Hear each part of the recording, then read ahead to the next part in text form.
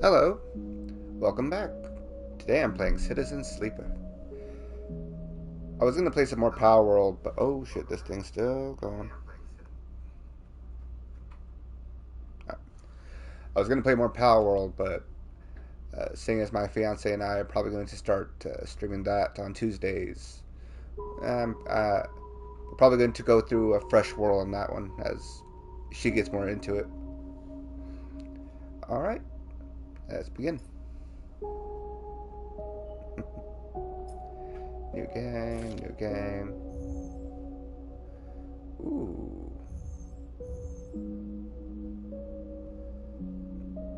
A machinist repairs, modifies automated systems used in industrial resource extraction.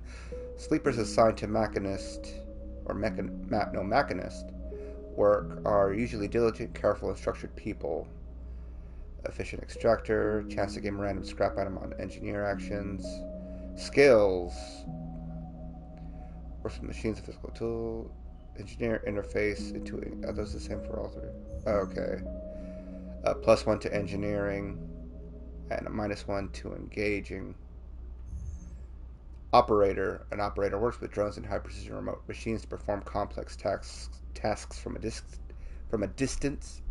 Sleepers assigned to operator work are usually cerebral and precise people.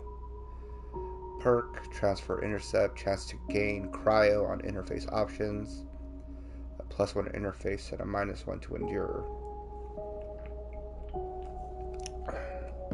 And the last one is extractor.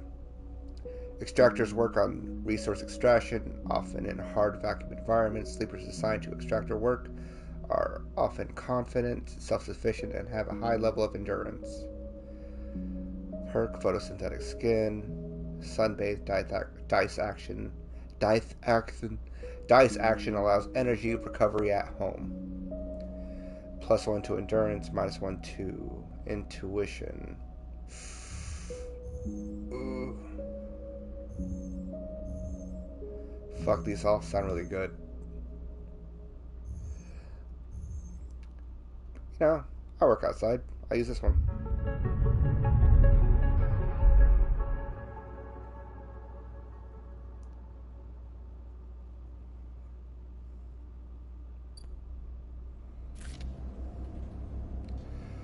The first thing you become aware on waking is the disconnect, the delay between thinking and feeling, between wanting to act and acting.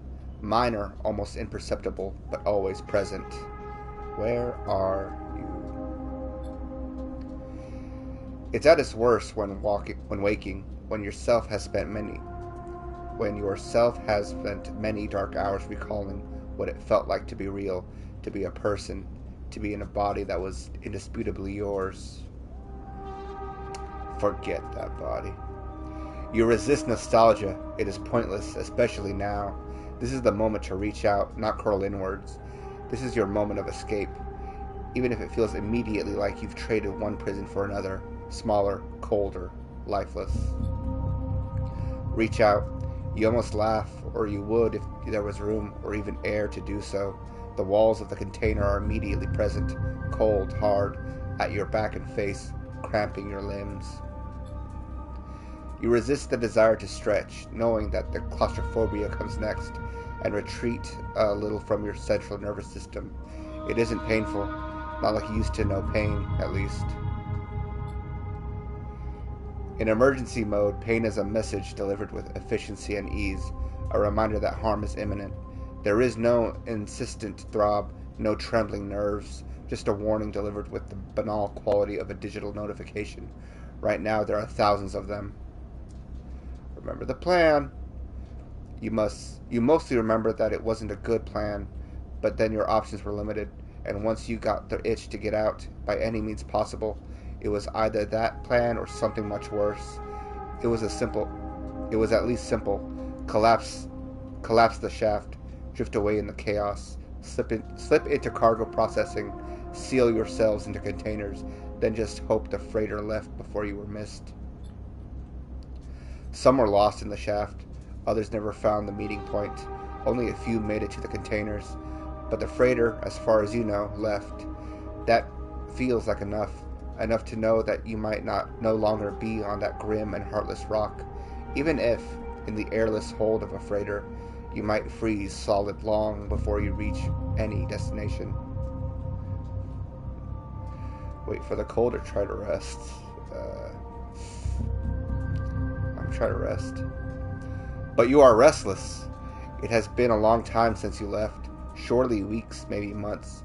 You are dully aware of the damage to your legs, your right arm. You have been reserving energy as much as possible, but your body has still needed to shut down many of its systems to protect you. You have spent much of that time asleep, knowing that anything else would be impossible to endure. You feel the weight of that impossibility begin to gather. It is time to sleep again, to nudge this false body into inducing delta waves in your emulated mind, and once again recoil into a dream of when you were once a person. Time passes. The cold creeps further in. You feel something. Warmth. Not true warmth, but the indication of its presence. Your joints release from their rigor. Sound, too, everywhere, screeching and shimmering, so loud that your body ducks your hearing to protect its sensors. Then light, white as the cold, softer and softer until in a haze of dirty yellow, a figure appears. You are out. Man, this game gives me big fucking Disco Elysium vibes, just from that little interface. I was waiting for it to go, "Do you accept your death? Please put me back in the inky black nothingness." Ooh. Can I go somewhere here? Okay, now I'm stuck up here. Dragos, pragmatic salvager. Look at this old guy. A pragmatic and private salvager. It has been a few hours since Dragos pulled you from the container. You sit huddled in a corner of his scrapyard, swaddled in the reflective folds of a mylar blanket. You are slowly coming back to consciousness, back to life, and you stare at the ornately curving element of an improvised teeter.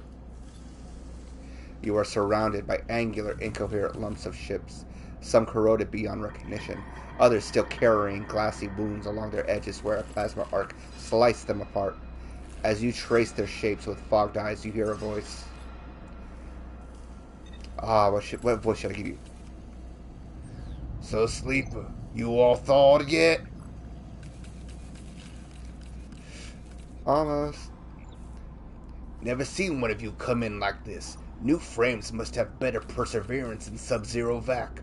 Seen more than a few of you frozen solid to hull plates or inside outer locks in my time. They weren't so lucky." Dragos comes into focus, shrouded in makeshift tech. His headset with its glinting eyes, the mark of a drone operator. On his shoulder, one of his symbiotically linked drones perches. Its irising eye locking you with an unflinching stare. Last living sleeper came through this yard walls a while ago. They didn't last long. You struggle to read his expression beneath the tech, but he seems lost in a memory for a moment. Or perhaps he is just figuring out what to do with you. What happened, though? He ignores your question. I won't ask what led you to do it, to sell yourself to a corporation, and I suppose you know you can't go back. Your old body, that's theirs now. And you are just software, a rogue emulation illegally possessing corporate property. You nod along. You remember biometrically signing the forms, the cold floor on your feet as you padded to the sleeper cells, the promise of a life off-world. But as you do, you get the now familiar sensation that these aren't your memories. These are things you know, but not things you feel. You are no longer that person. You are an offshoot, a copy. Why, you don't know what it's... What you won't know is what's ahead. At least the last one didn't. There's no easy way to put it. That body of yours is falling apart. It's the same for any sleeper who makes it out. S and ARP wants to protect their property, but if they can't keep hold of you, well, then no one can. You remember that too, or at least rumors of it from the other sleepers. Planned obsolescence, a built-in dependence on the regularly administered supplements that were part of your routine. Stop taking them and your body begins to shut down, separate from your emulated mind. How long has it been? How long do you have? But for now, sleeper, you are the one of the lucky ones. Dragos glances up and away, towards the glassy dome of the yard. The eye is the best place for you to be right now. The eye? The station. You'll see soon enough. Dragos impatiently shifts his weight. Look, I've got some things to be getting on with. He trails off. There's an old freighter container I've been using as storage out in the stacks. We haven't been pulling much in those much valuable scrap these days, so you are welcome to it. Something wells up inside of you. Emotion, fatigue. You shakily get to your feet. Nod. All right, you head on up there. You look like you need some rest. And with that, Dragos stalks back into the wrecks, his drones already converging on a rusting hulk. Plasma flashes silhouetting his spindly figure as he returns to work. Tutorial! Welcome to Erlin's Eye. Life on the Eye runs in cycles, during which you can talk to characters, explore areas of the station, and perform actions.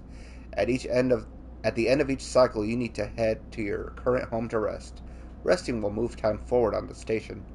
Head to the empty container location to rest and end the cycle now. Can I do something else?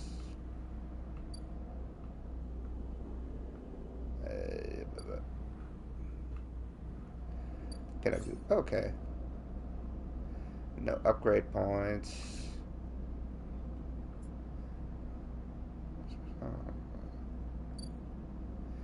Okay, I got nothing. Alright. You're home for now. End cycle. All cycles need to end. Rest and prepare for the next one.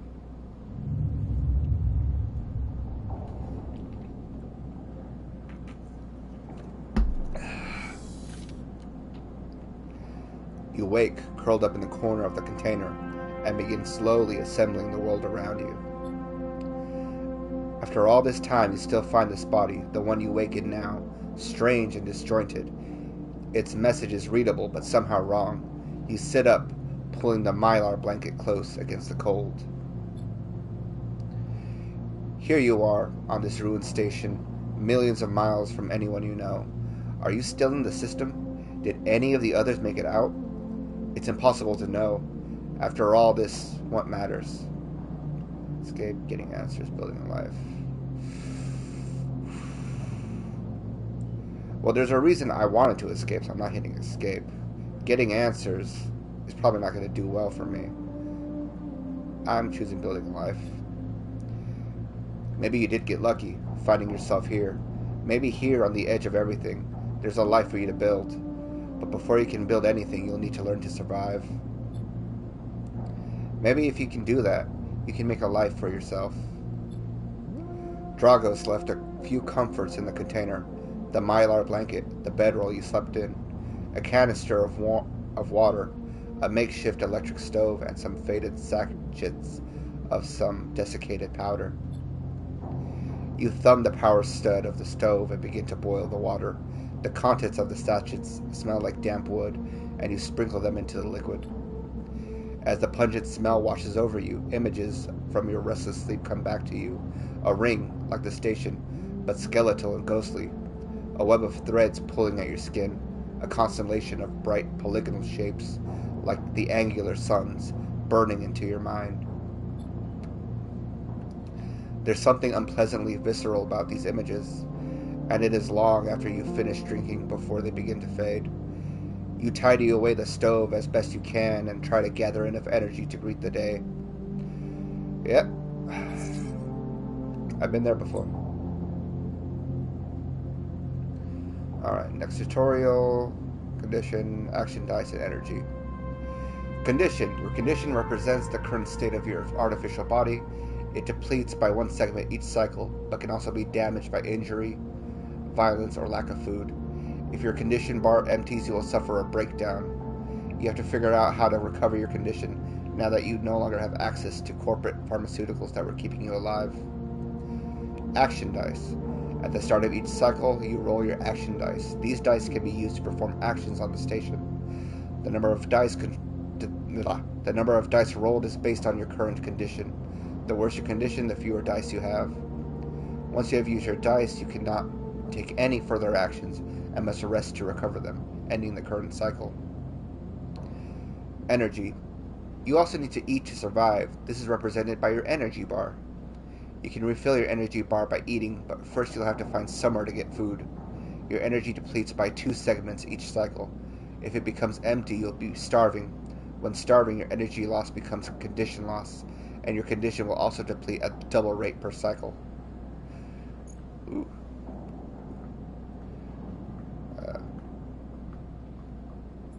All I can do is leave. All I can do is leave. Dragos is standing in the corridor when he closed up the container. He is still wearing his headset, and in the harsh light of the corridor you realize it is implanted. A drone sits on his shoulder, its cachet of sensor eyes rapidly irising. How are you feeling? Okay. The drone chirps. Good to hear. You notice that beneath the operator's rig, his skin is marked by burns and blotches. I know the container isn't much, but it'll keep you safe. He pauses. So, I'm not going to chit-chat too long. You well enough to work? Work?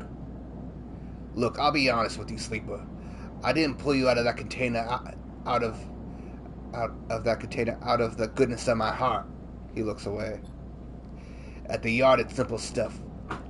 We hack these old holes, sell them off to the shipyards or on the bright market dealers for cryo. Occasionally, we pull out some tech, something with a bit more value, but most of what comes in is scrap.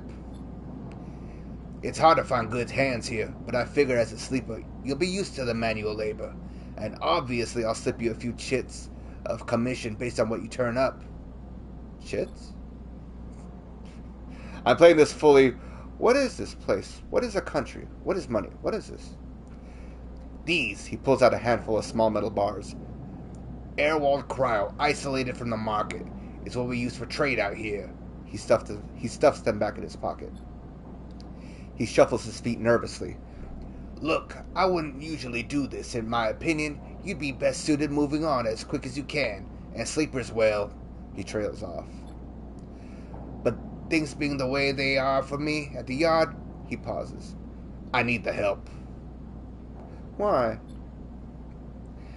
Things are a little tight, that's all. I owe a little cryo to a client here or there.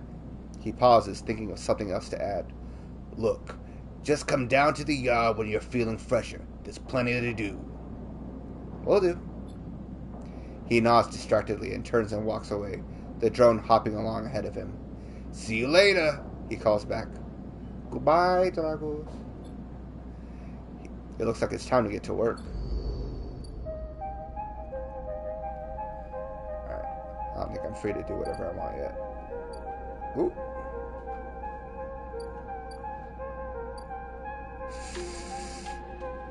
Low end gate. Or Dracula's Yard. Was passage to the low end. Okay.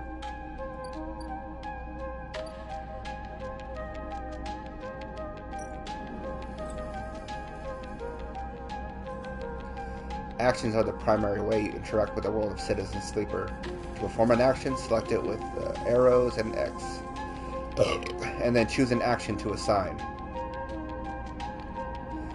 Actions reward you with clock progress, energy, condition, or items depending on their outcome. There are three types of outcome. Positive, the action goes better than expected. Neutral, the action succeeds. And negative, the action fails. Action dice affect these outcomes as follows. 6 is 100%. 5 is a 50-50 chance. 3 and 4, they've got from 25% positive, 50% neutral, 25% negative. 1 and 2 are 50% neutral and 50% negative. Okay. A little convoluted, but I guess that works.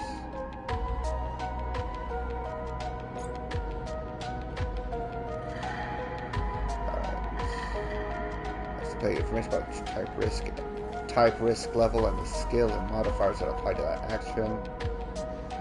Type, either critical or repeatable. Critical actions can only be performed once, so the red checks from Disco Elysium. Risk, either safe, risky, or danger. Safe has no loss of condition, energy, or cryo. Risky, negative outcomes means cryo or energy loss. Or danger, negative outcomes means condition loss. Neutral outcome can mean cryo or energy loss. Skill, where's skill? Okay, so third. The skill that this action requires, either engineering, interface, endure, intuit, or engage. Either a -1, 0, +1, or +2. This is added to the action dice when slotted and improves its value. Some actions require +1 to perform.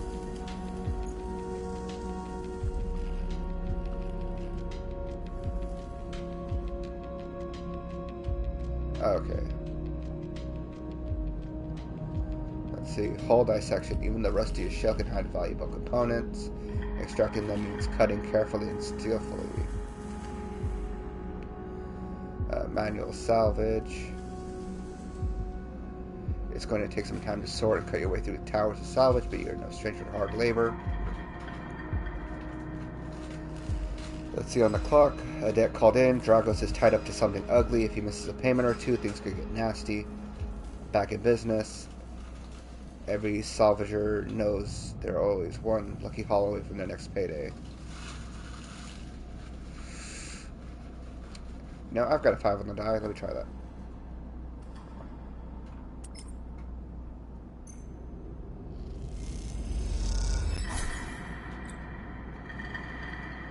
Alright, tutorial for clocks. Actions often progress clocks.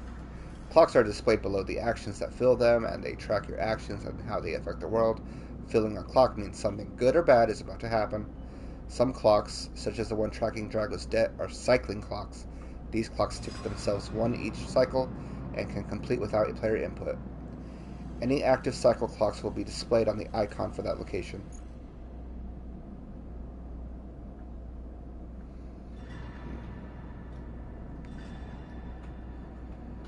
Let's see.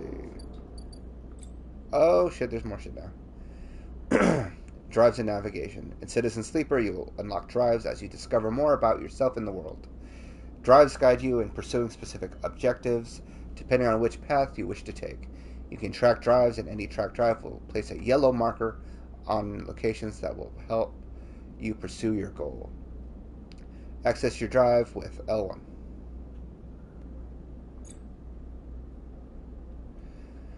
You are now free to explore Erlin's Eye, make a life for yourself here. Try tracking a drive to help you survive. Look for food to keep your energy up and a way to recover condition. Fill clocks to progress stories and find new opportunities. Remember to end cycle at your home when you are out of dice.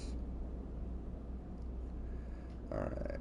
Scroll station with left stick, or right trigger, left trigger, rotate the camera with right stick. Good luck. Okay.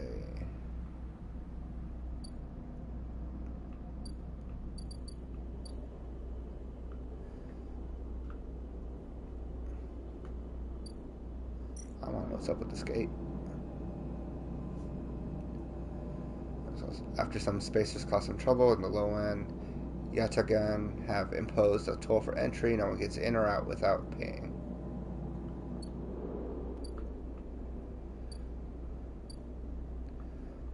The Bright Market. What's here? That's for directions. Ooh, can't do that one. Critical action. Why wander when there are hundreds of people that live and work within the Bright Market? All you need is the courage to approach them. Explore the market. The smells, sounds, and buzzing activity of the Bright Market makes it a dizzying place to wander, but an enticing one too. Market's booth. We can find anything and everyone here. Docks B2, Rotunda Wet Dock.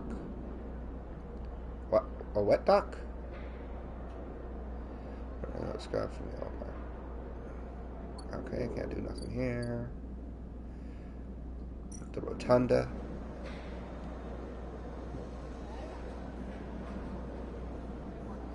Steel dock plans. Havenedge Security has to have plans. Stealing them would be the fastest way to get to know this place, and the most dangerous.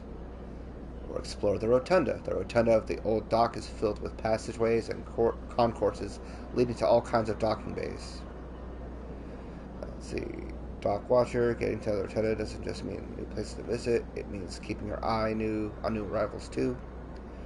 Havenedge watch list. Havenedge run the Rotunda, and their security watches the docks.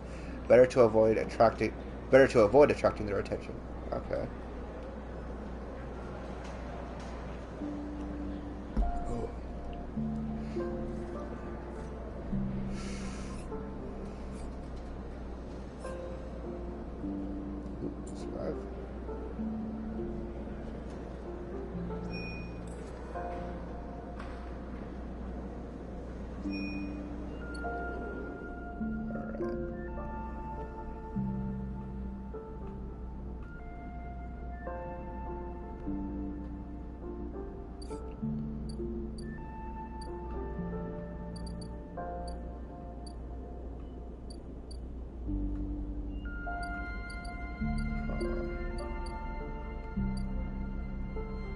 Okay, went to the shipyard. Is it just okay. Assist a shipbuilder. You don't have connections, but you do have skills. You can get a shipbuilder to notice them. You might be in. Or haul materials. As a newcomer, you can only gain favor by grabbing a load of materials and asking the nearest yard hand where to take them. But for now, I'm just going to be helping Dragos in finding that doctor. I think I can get through here.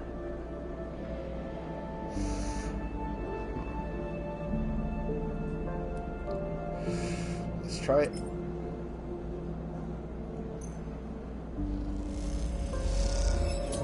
Fuck! You are led into a blind alley and jumped from behind. By the time you get to your feet, both the thugs and chits are gone. That was loud. It's a game based on chance. I know. I'm getting Disco Elysium. Well, I just got jumped by these fuckers. I had to go work another shift at this place.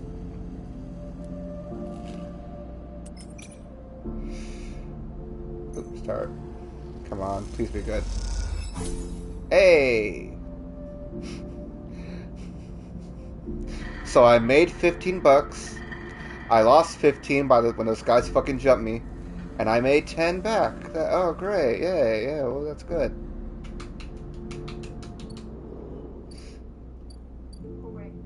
Hooray.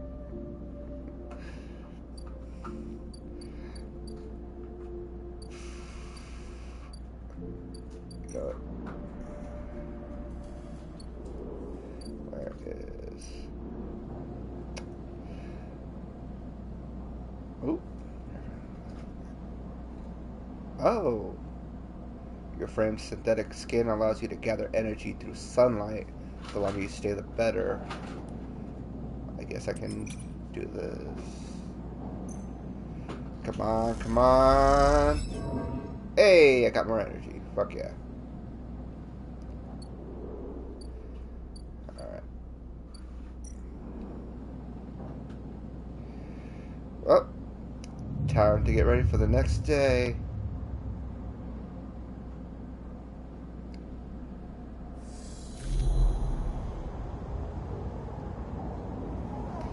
This time you don't wake up. Instead, the ghost of the station, that shifting skeletal ring, surrounds you. For a moment you are gone, absent from your own body, stretched out across the colorless void, and then the connections begin to establish themselves, threads tugging on the edge of your mind. These threads become vectors of exchange and then extensions as you feel your thoughts slipping away down them, dissolving into the millions of distributed nodes they connect to. You see the station. No, you feel the station, like a web of texture in a smooth black liquid. Touch. You find a point in the station and you connect to it, pulse through it, follow loops and paths under and around it. You touch more points than you have fingers, and then you try, in a moment of impulsiveness, to connect them. The flow passes through you so rapidly that you feel yourself being carried with it, splitting you and separating, eddying and gathering. As you do, things occur to you, things you can't possibly know. You reach out, try to grasp them, try to touch them too. You notice a tugging feeling, pulling at you, incessantly, as if it were a small child. Somehow it is pulling in two directions at once. You look down. All of a sudden everything shuts off. You come back to trembling into this unfamiliar body, both yours and not yours, all at once. You find yourself standing in the container, eyes now open to the dark steel walls. You feel a change within you, a shift. You close your eyes for a second, and you feel it waiting there, the station splayed out across your mind, a storm of connective nodes waiting to be explored, and then it's gone. The fuck was that? The fuck happened to me? Did I die? The fuck was that? Was that supposed to happen?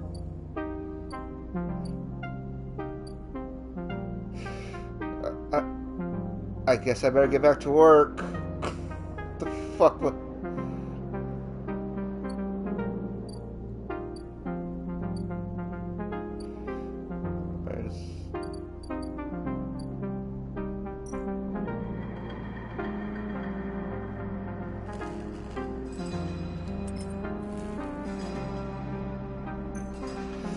Alright, this should at least be okay. Alright, it takes you a while to get a handle on Drago's equipment, but before long you are precisely slicing down hull plates into neat piles. Alright.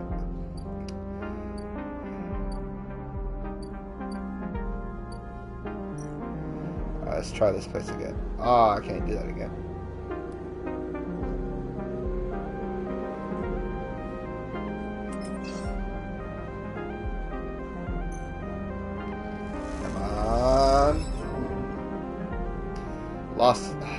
Lost in the crowd, you struggle to keep a sense of direction.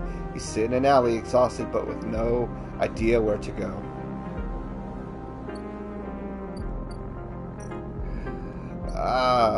At least I didn't get fucking robbed this time.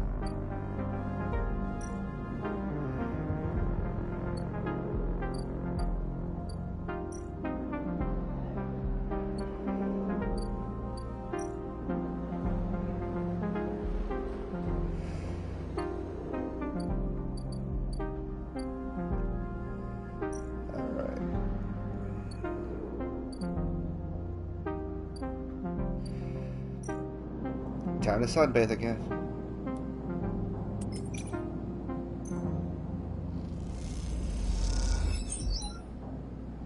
Okay. Time for sleeps.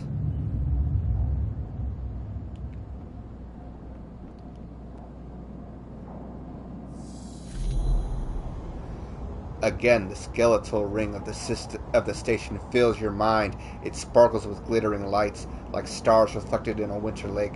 It is clearer, crisper than before. The threads still pull, but you remain in place, flickering in the flow. Between the threads you see bright shapes, cachets of shimmering light between transparent crystal forms. You follow the path of a thread across the ring. Through those forms, they then leap into the void. You begin to understand. These are nodes and connections, a map of information, of communication. There are so many layers, so many loops that it seems almost impossible to parse, but you begin to try. Focus on the threads. There are more threads you can count. You choose one that passes nearby and approach it. As you inspect it, you understand why you instinctively chose the word thread when you first saw them. They are not single lines, but rough, fuzzy things woven from data strings of all kinds. The threads and nodes, passages and puzzle boxes, one leads to another. There is so much here, so many answers, so many questions. All you need to do is follow the paths and open the boxes. You look out across the ghost landscape of exchange and see an opportunity. But then that incessant tugging again, pulling at you. You look down again and see two lines, two threads pulling in different directions, as if they were tied around you. The first thread leads out, away from the station, into the inky black. Someone out there is tracking you, hunting you, following the thread to you. They are in a ship, and the ship is approaching ever closer each cycle. The second thread leads in, pulling deep into the station. Your gaze follows it, and this time you see something. A sphere shimmering above a strange angular body. A pulse shoots out from it, passing over you like a torch beam, testing you, tasting you. You open your eyes. Time is short. Am I gonna have one of those fucked up nightmares every time I go to sleep in this game? What the fuck? BRB. I gotta make a potty break. Hopefully I don't fucking tip everything over on the way there.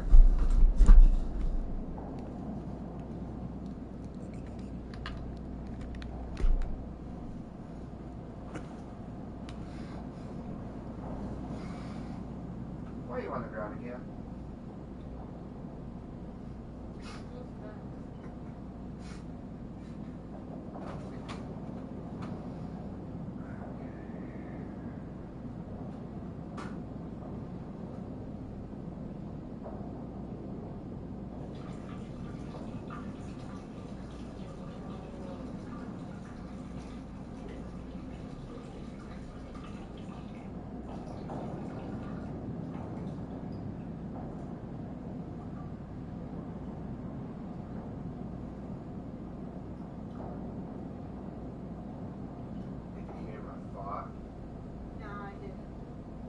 Sounded like a question.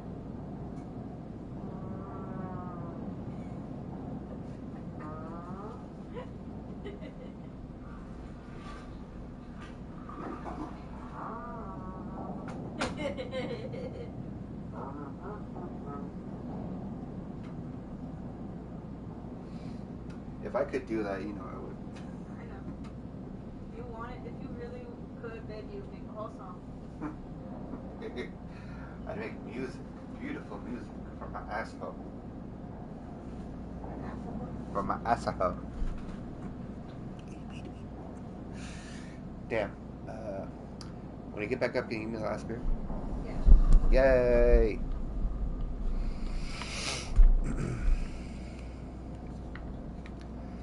Oh, something new. Hunted. Someone out there is tracking you, following your trail. It won't be long before they arrive.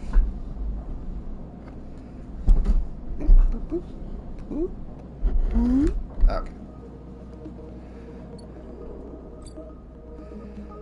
Something has changed inside of you. You can now access the data cloud of the eye, a network of decaying protocols and data caches. While there, you can use dice and items to access data and extract. While there, you can use dice and items to access systems and extract data. But be careful, these networks are old and strange. Press triangle to toggle this view on and off.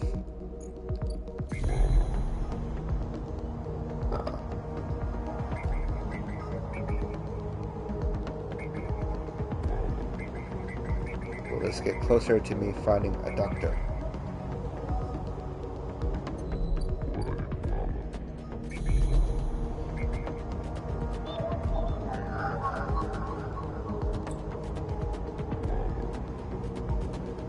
Data actions allow you to extract data from the networks of the eye. They work like dice actions, but in order to unlock them, you must match your dice to the one displayed on the right side of the action. Displayed on the right action. Right of the action. Fuck. Can't fucking read. If you have a +1 or +2 modifier in the interface skill, you'll be given more possible dice to match. You can use any dice that matches the dice displayed. Once unlocked, the data can be extracted.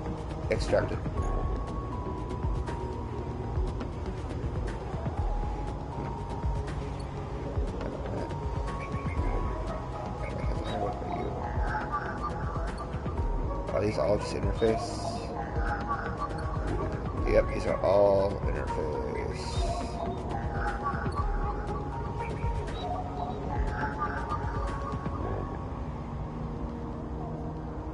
Solheim Cipher. This gate conceals a network of systems which have been untouched since the Solheim collapse. Yeah, I don't have the right build for this yet. This last one.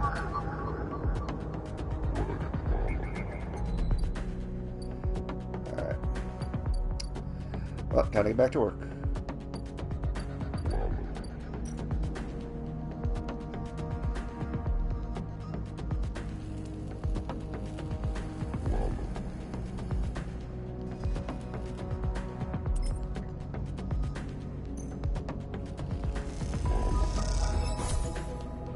B.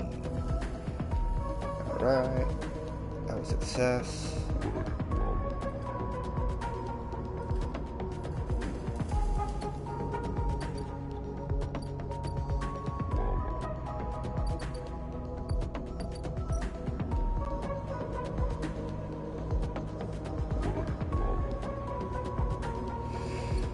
Don't have the right build for that one today.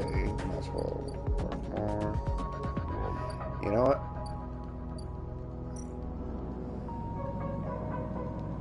I'm gonna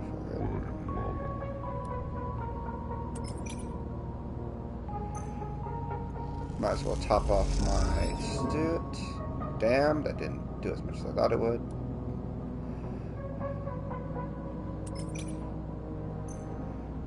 Come on.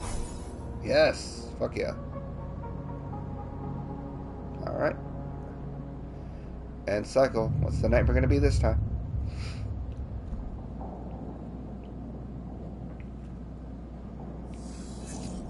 Okay.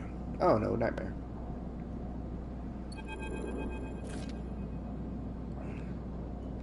As you close up, a voice echoes down the corridor towards you. Sleeper, wait up. Turn. Ooh, Feng, a Havenage systems engineer. Feng is coming down the corridor towards you, a wonky grin on his broad face. Hey, glad I caught you. Do I know you? He grins. You do now. He puts a hand on your arm. I've seen you hanging around. Just want to chat. You staying in that thing? He nods back to the container, shaking his head. Rough. It can be hard to get a start on the eye. Thank you.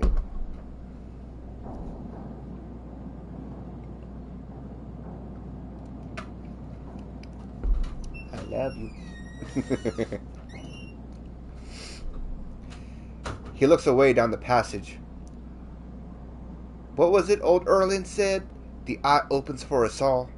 It's nice, but well, not always very practical. He glances back at you. We do our best, but it isn't easy. We? You pass together into the main hallway. Havenage. We're all one dysfunctional family. Feng puts an arm around you. I'm not part of the security branch, though. Don't worry, I'm with Systems. Systems? Everything the eye runs on. He runs a hand along the passage wall. This place is a ruin, but Systems keeps it spinning somehow. At least we try to. He stops you in the quiet passage. Look, that's not what I'm here to discuss. I saw you around, and while I know a little about you, sleepers, I have a little proposition for you. He glances around. But this is not the place for it. I have an office just across the way. Give me a cycle or two to prepare, then, when you are settled, stop by. He lowers his voice and gives you a dark look. In truth, I need you. If what they say is true about you sleepers, well, there's work to be done. He pats you on the back, his voice bright and his dark look suddenly gone. Stay clean, sleeper. He walks down the passage, raising a hand in farewell.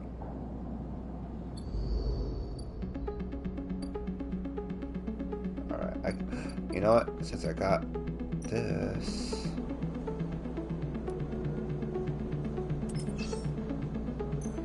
Come on. Great.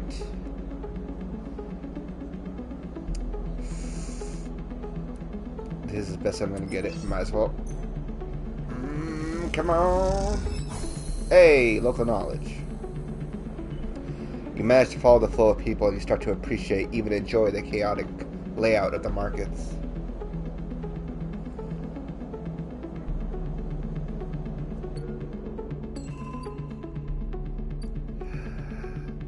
Slum Doctor.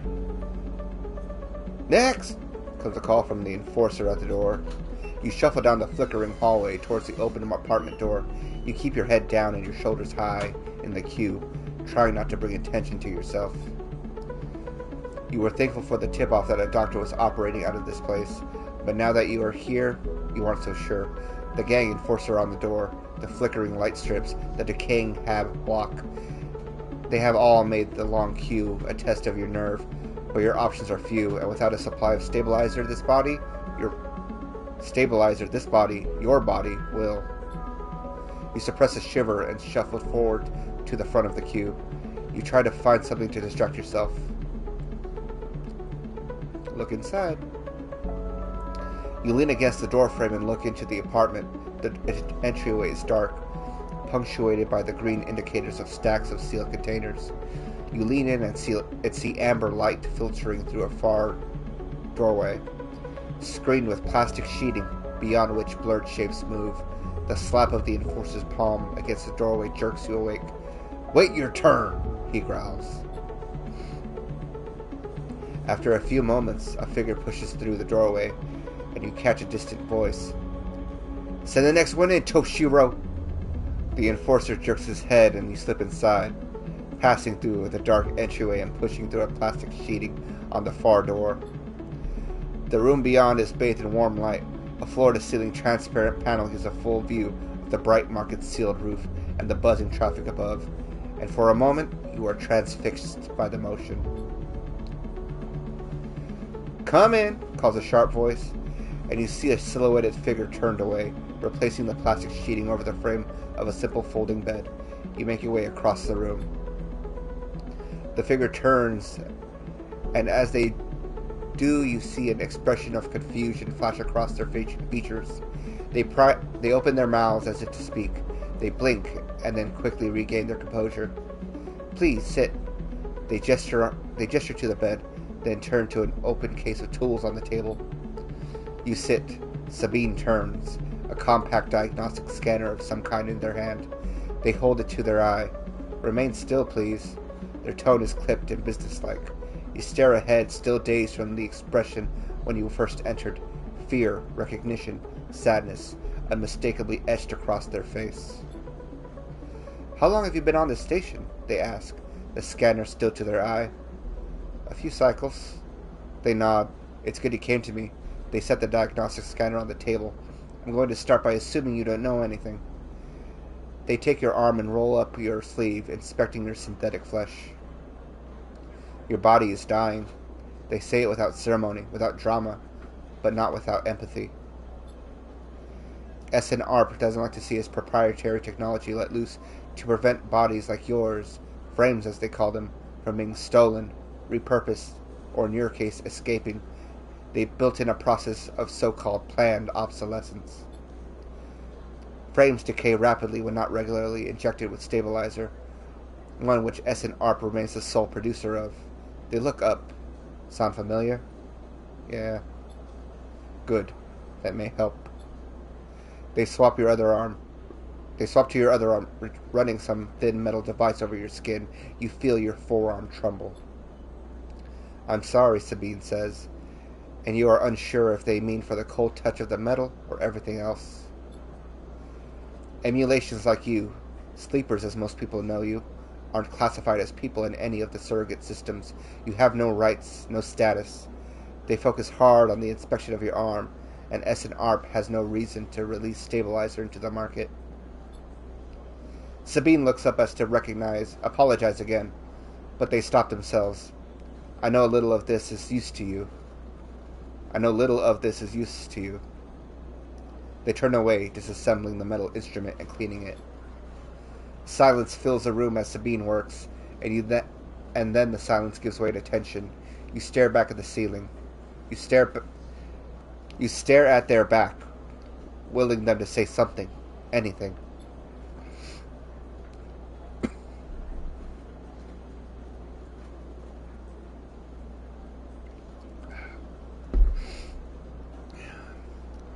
Sabine turns to face you. I may be able to help, they sigh, and you see the darkness under their eyes, hear the fatigue in their voice. They gesture to the door. You saw Toshiro outside? You nod. He works for my benefactor, Yadigan. They are influential in the low end. They gave me this space to work, run the door, and take the profits. At the same time, I have to fix up their enforcers, tend to their implants, and sew up their wounds. They look away.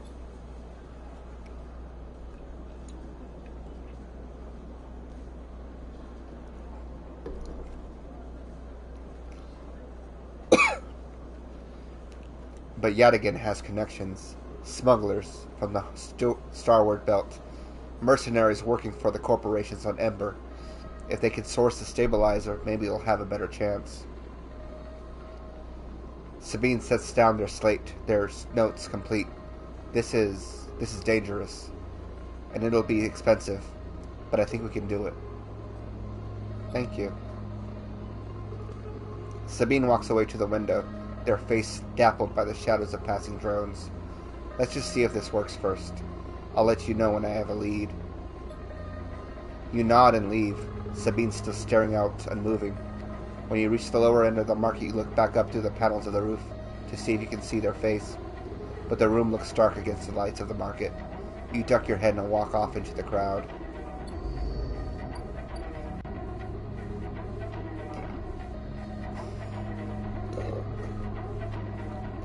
Great, now I just need to wait for her to find those fucking drugs. How should I do that?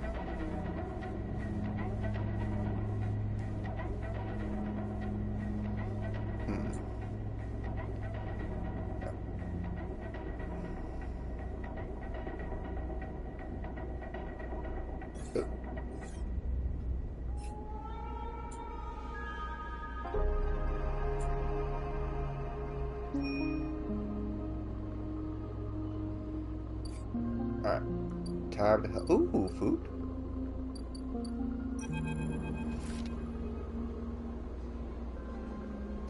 Emphis.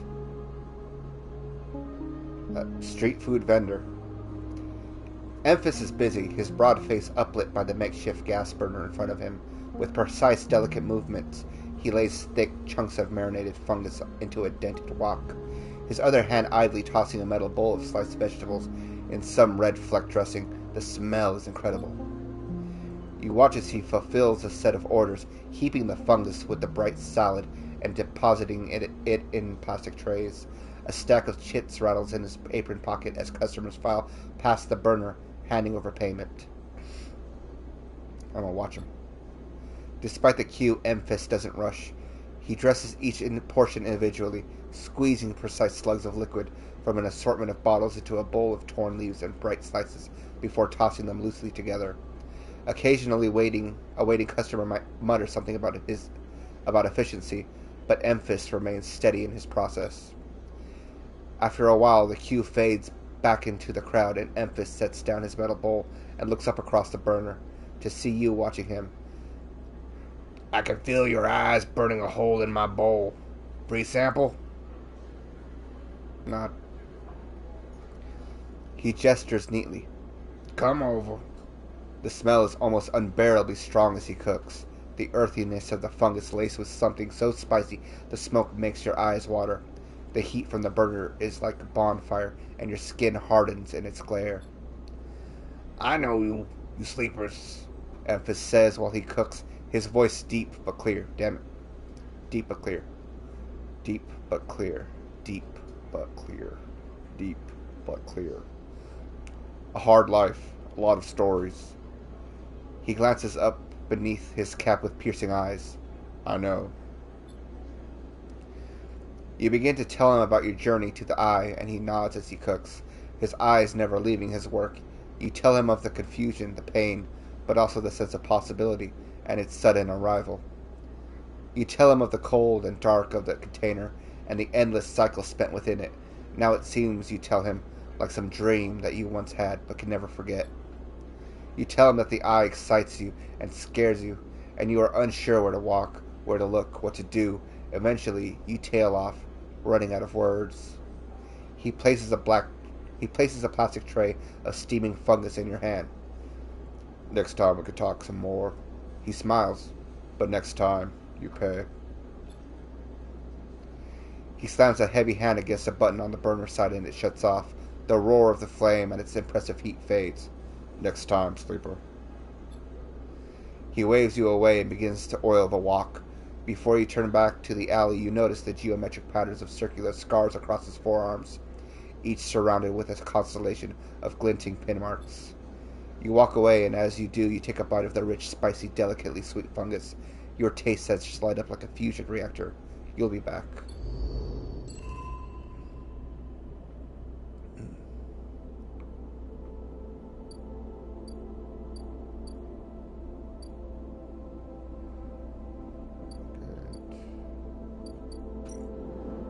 Can I do it again? Nope, can't do that. Hardware exchange. Play the exchange. The flow of chips and components in the exchange is complex, but a sharp eye and some tight trades can net you a good margin. Or sell components. The org exchange is always hungry for new hardware to buy up, break down, and sell off, and you are happy to supply it. Old ship. There's an old ship mine fabrication stacked in the back of the market, but it's only trusted traders can get access to it. Oh. Can't do that now. Here, nope.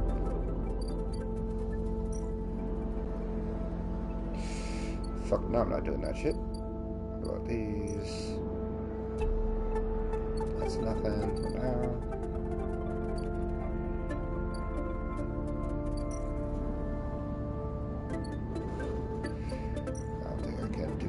Here. I can't though.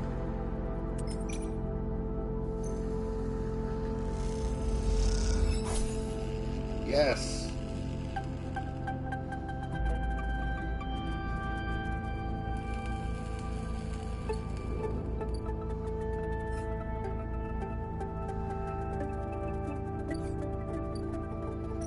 Alright, time to go home.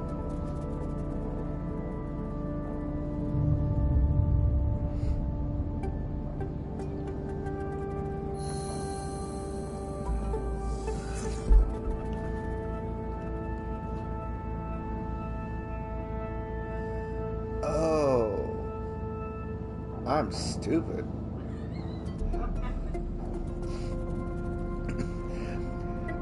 So there's like 3 meters this game is keeping track of,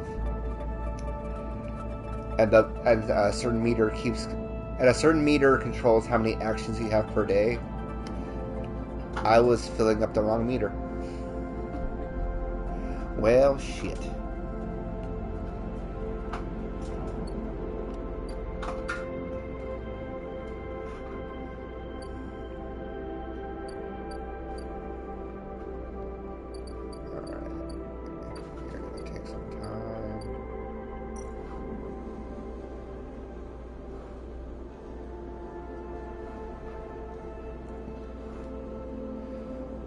get some food in me.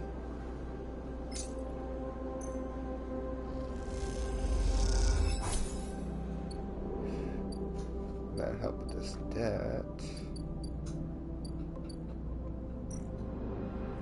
Oh, hold on. What's new here?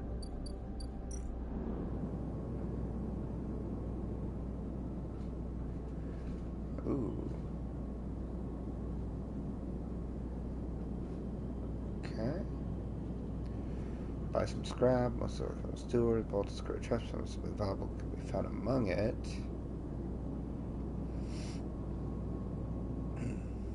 Can buy a couple of scrap from there. Unload containers. Or exchange. They'll help pay a wage to anyone willing to help them.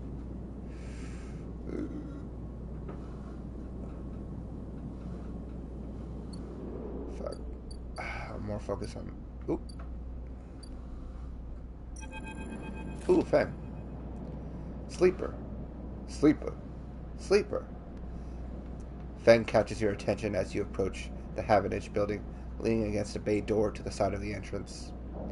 You approach. Easier to come this way. Easier to come in this way. Security and all that. He gives you a look. You know.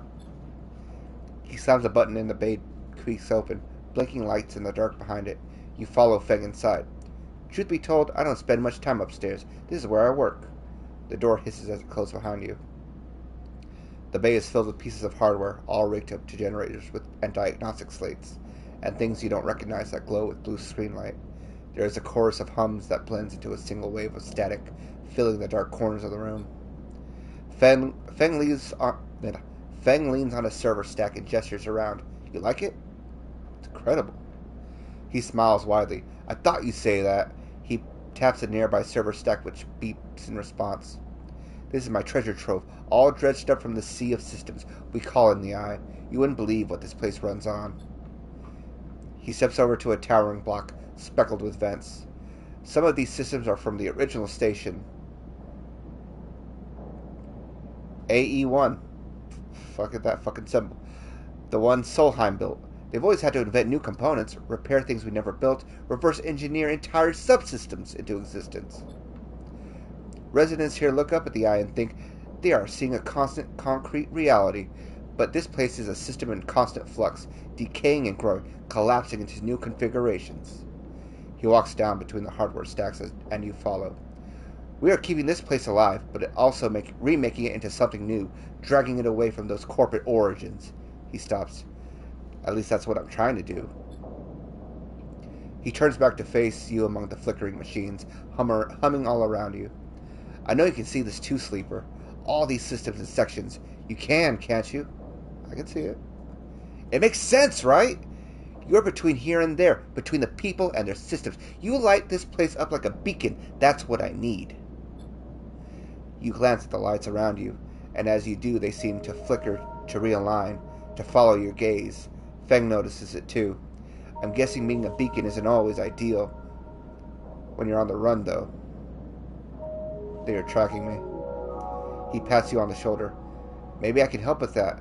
There's a lot of old growth in this place. Subsystems I can't see. Access protocols lost to time and decay. Secrets. A shitload of secrets. With your help, I can unlock this place. Break off those last ghost limbs of corporate control. He lowers his voice below the hum. Even in Havenage, there's an old growth.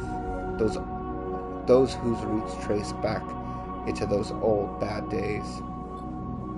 You help me dredge up the past, and I'll see what I can do about that tracker of yours. He winks. What do you say, Sleeper? I'm in. Feng pumps his fist and claps you on the shoulder. He meets your eye. You won't regret it, Sleeper. Feng passes you a ragged-looking metal tab. A gift, he smiles. It's a Solheim cipher. I dug it up from the depths of the station. Slot that into an old network gate, and you'll be able to pull out all kinds of secrets from the nodes inside. He walks you back to the front of the bay. Start by bringing me whatever you can turn up. Use that emulated mind of yours and see what's out there. Get a picture of how things are.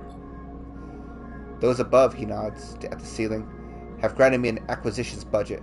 I can pay for you for whatever useful data you bring in. I need you. I know you need it. He slaps the door button again. Keep it quiet, keep it clean, Sleeper, and I'll see you soon. You step, blinking back out into the passage, those flickering lights still in the back of your mind.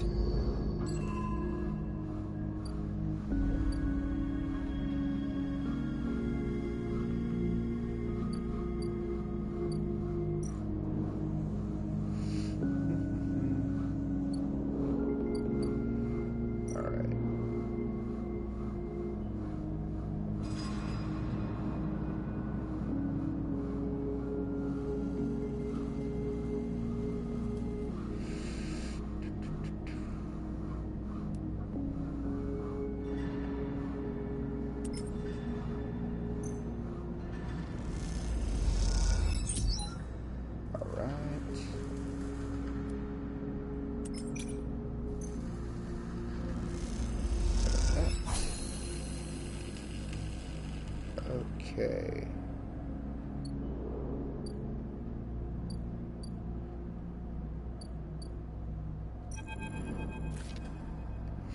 Alright, finished back in business. Now I can talk to you.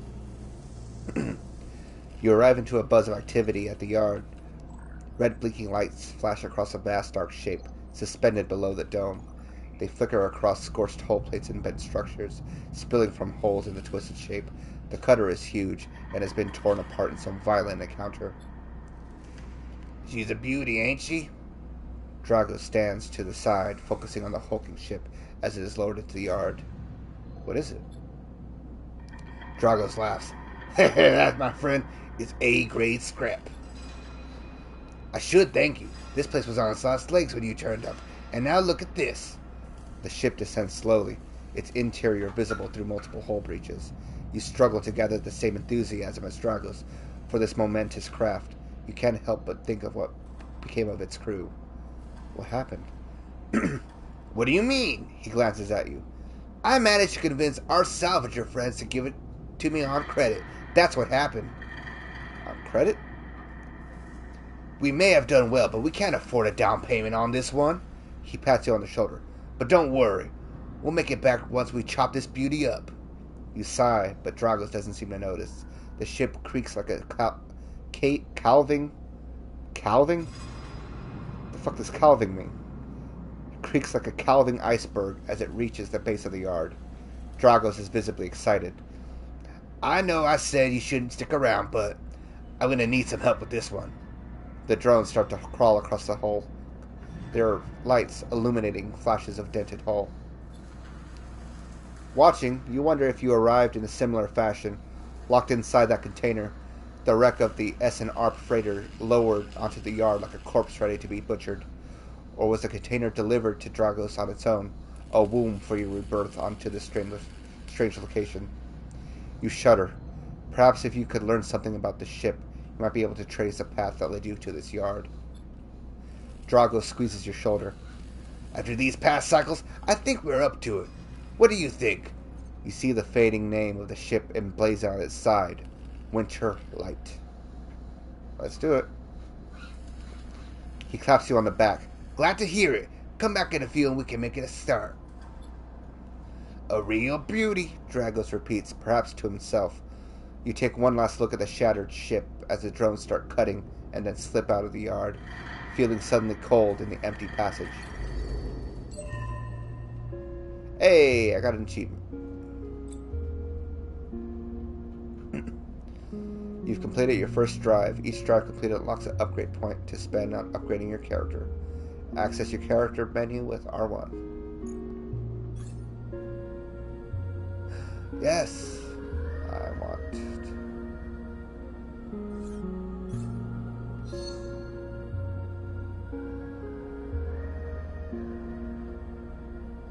Let me upgrade my interface. Computer, drive me to the liquor store.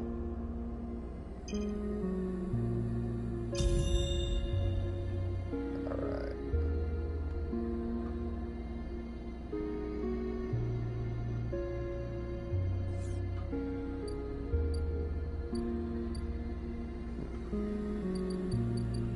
How's that? Ugh.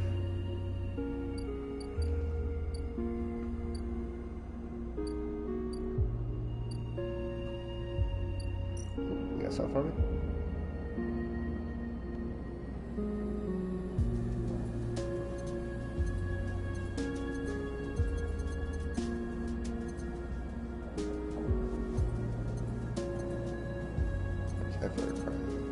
Okay.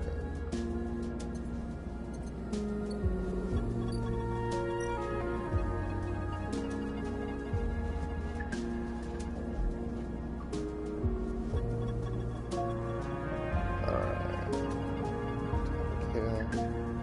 Do I have?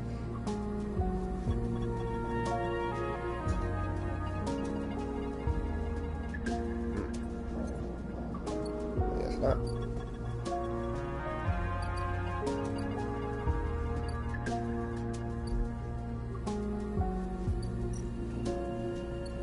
Nope. And cycle.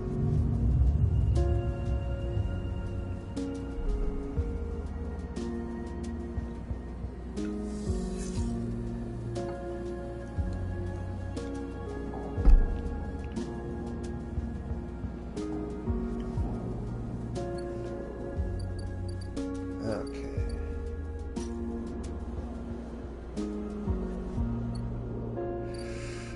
House declining.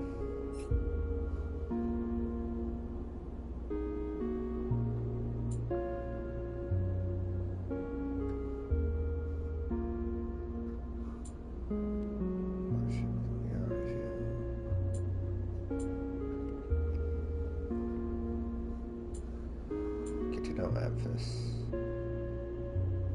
You know, I want to know Memphis. Yeah.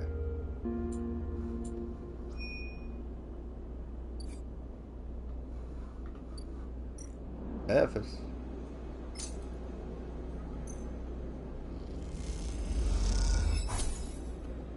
Hey.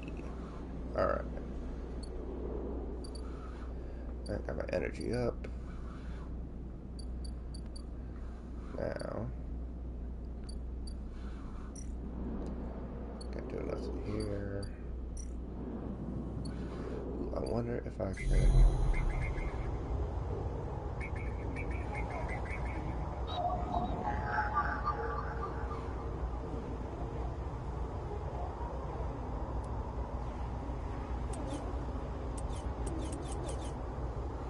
Damn, I don't have enough interface skills for this. Oh. Fredo.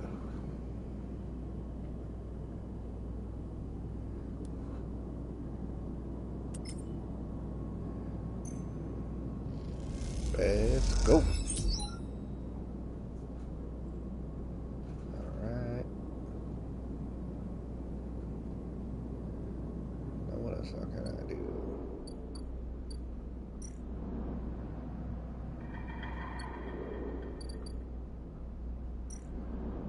Scrapyard.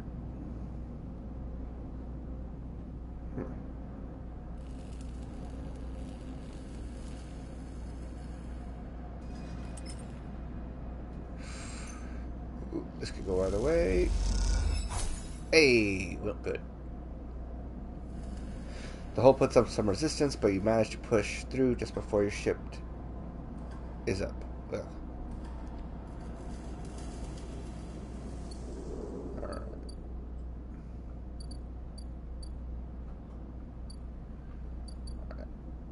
Time to go to bed.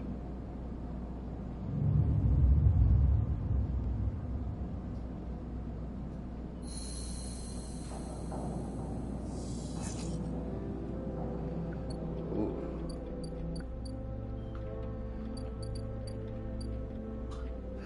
Hey! Hab block, decaying habitation block. The first thing you see on entering the glint of Toshiro's implants, like a cat's eyes in the dark of a corridor. He nods you in as you arrive at Sabine's door. The entryway is still dark, and you push through the sheeting into the surgery. I have it. Sabine stands with a case open in front of them. A set of vials line up inside, separated by foam inserts. They pick one up, rotating it in the warm light. We have no idea how yet again. They trail off. We should treat this with caution. It looks authentic, but I have no idea if it really is what it appears to be. On the test case? That seems to be the case. Unfortunately, I'm not sure we have another choice. They gesture for you to sit on the bed. The stabilizer works under a familiar principle to an immunosuppressant in a transplant operation, in that it stops your body from rejecting the unfamiliar part of itself. In the case of your frame, the unfamiliar part is each of your biosynthetic organ groups, which over time are identified by your body as foreign material and therefore must be eliminated. Sabine holds up a vial of the would-be stabilizer. However, unlike an immunosuppressant, the stabilizer doesn't do this by limiting your entire immune system. Instead, it recodes your biosynthetic organs with new protein chains, which act as passcodes within your immune system. The stabilizer refreshes these passcodes, keeping your frame from rejecting all of its own organs. Which means the stabilizer should be able to encode any organic or biosynthetic matter to be accepted by your immune system. They glance away. At least if the stabilizer is genuine, the only way to know for sure is to inject the vial. They begin readying the syringe. I will start with a small dose to limit the risk. Okay, let's do it. Sabine cracks the glass neck of the stabilizer vial and uses the syringe to extract a fraction of the liquid. They tap the syringe and you watch as if any sign might emerge from the uncleared liquid. You barely feel the needle, your frame registering the initial injection, but with little response. A sensation begins to spread from the site, a fizzing, trembling wave that disperses through your arm with incredible speed. Your vision goes white, and when it returns, Sabine appears encased in shards of sparkling light that slowly fade into darkness as you settle against the bed. You swim in darkness, muffled noises, like an argument heard from underwater, prickling waves of cold. When you sit back up, Sabine is sitting in a chair nearby, facing away from you, backlit by the glow of their slate. Awake? Hey, you're finally awake. You were trying to cross the border, weren't you? The stabilizer is genuine. They sit down beside the bed. I don't know how Yadigan required a case of this stuff, but they did. Sabine looks troubled, distracted. You should rest some more, but you're going to have to do that somewhere else. They gesture to the door. I have other patients. Sorry. Sabine nods towards the case. I'm afraid I can't offer you any more doses. You're going to need to pay for your next dose. Silence fills the room and they return to their glowing slate. Looking around the room, it seems different somehow, as if things have moved or shifted. You wonder how long you've been out. Sabine? Nothing comes for free, sleeper. Remember that. You manage to get to your feet and wander out into the hallway. The queue stretches down the flickering corridor. Toshiro stands impatiently by the door and fixes you with a glare as you leave. You lower your eyes as you stumble past, somehow faintly aware of the station spinning beneath you. Alright. I'm stable, fuck yeah! Alright. More fungus. More fungus. More fungus. Your mouth stings as your sensorium sends warning signals over and over. This is the good stuff.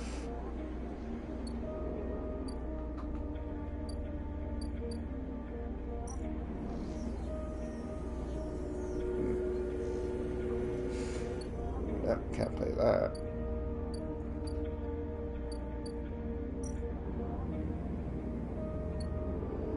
You know what? I better help Dragos.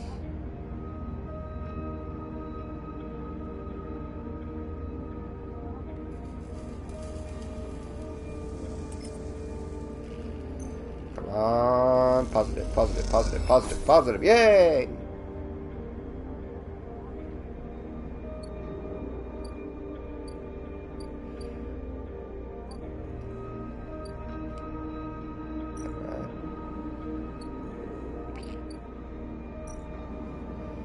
Is there anything safe I can do?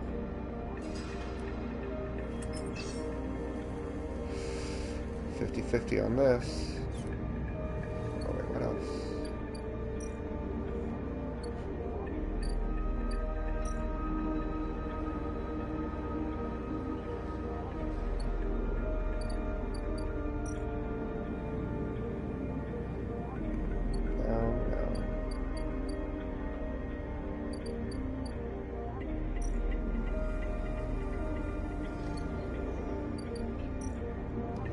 How much is 100 choir? Okay, that's not too bad.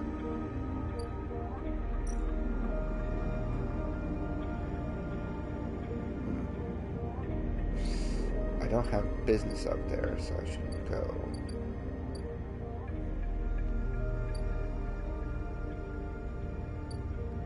Did I already check this? Yeah. Don't want to do anything too risky. Alright, I'll try this one. What we got? What we got?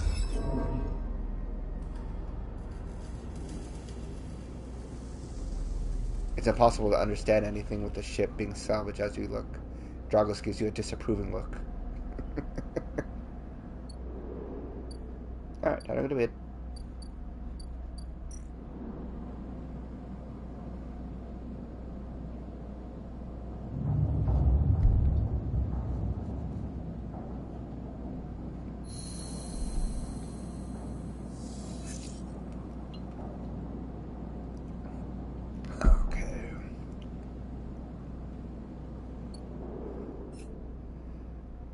I should probably give this.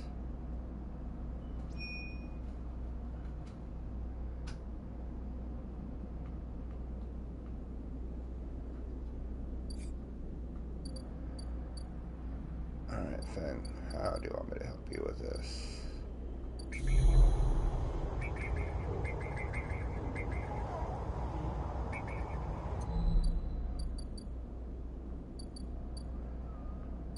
You know, at first, I'm gonna buy some food.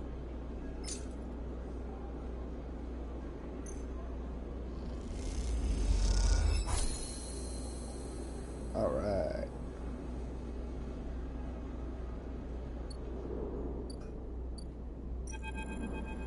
Hey, sleeper! Amphis calls out to you, a booming voice that echoes through the container. Tell me a story. He throws a handful of chopped mushrooms into his wok, the fire leaping up to meet the oil. I see you.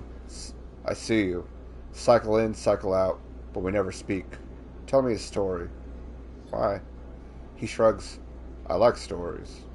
He pauses to drizzle something from a plastic bottle onto the wok. I like people, he reasons. I like stories. You pause, the spices rich in your nostrils, and think about the kind of story you'd like to tell Amphis. You look at Amphis, the listener, and imagine he has heard it all before.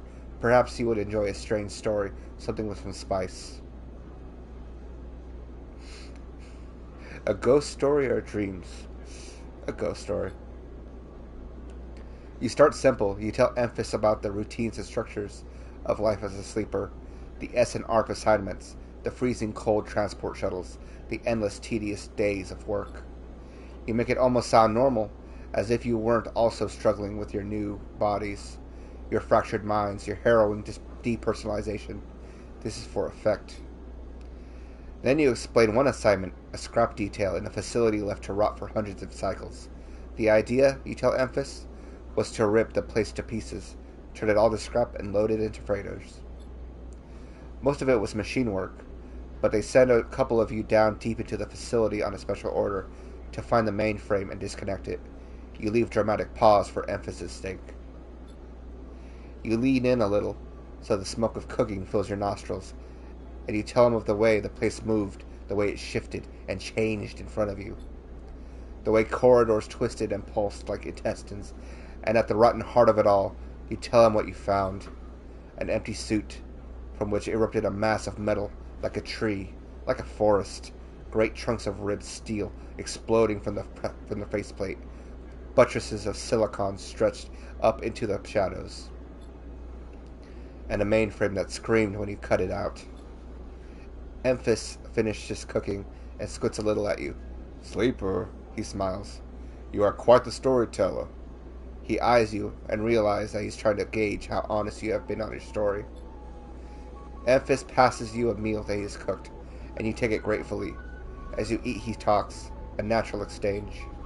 Thank you, sleeper.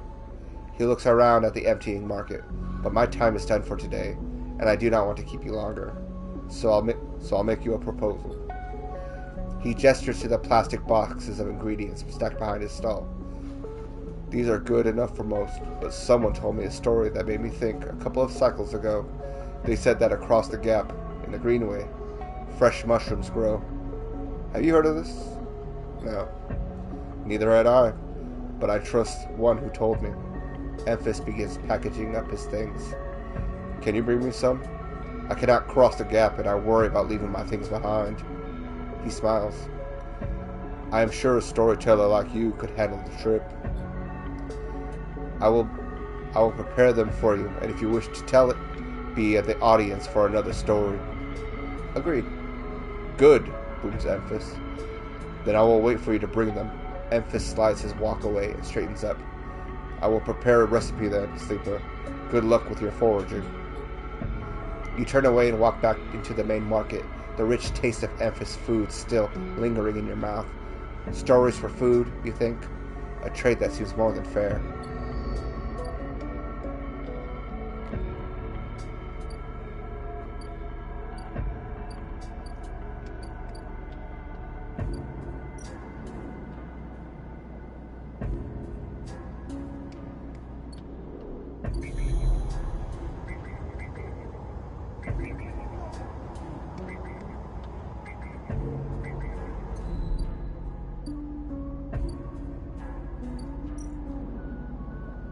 Oh, do I use this?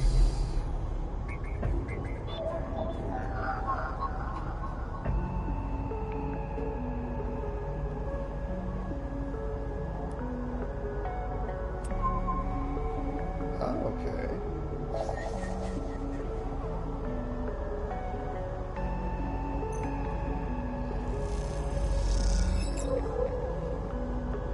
Hey, alright.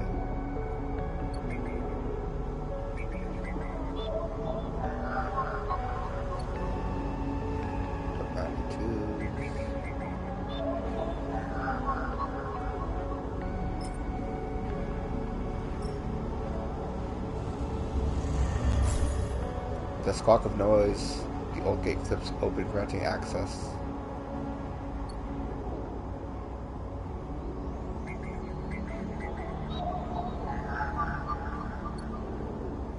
Got any twos? Got no twos. Got any ones? Got no ones. 4? No fours.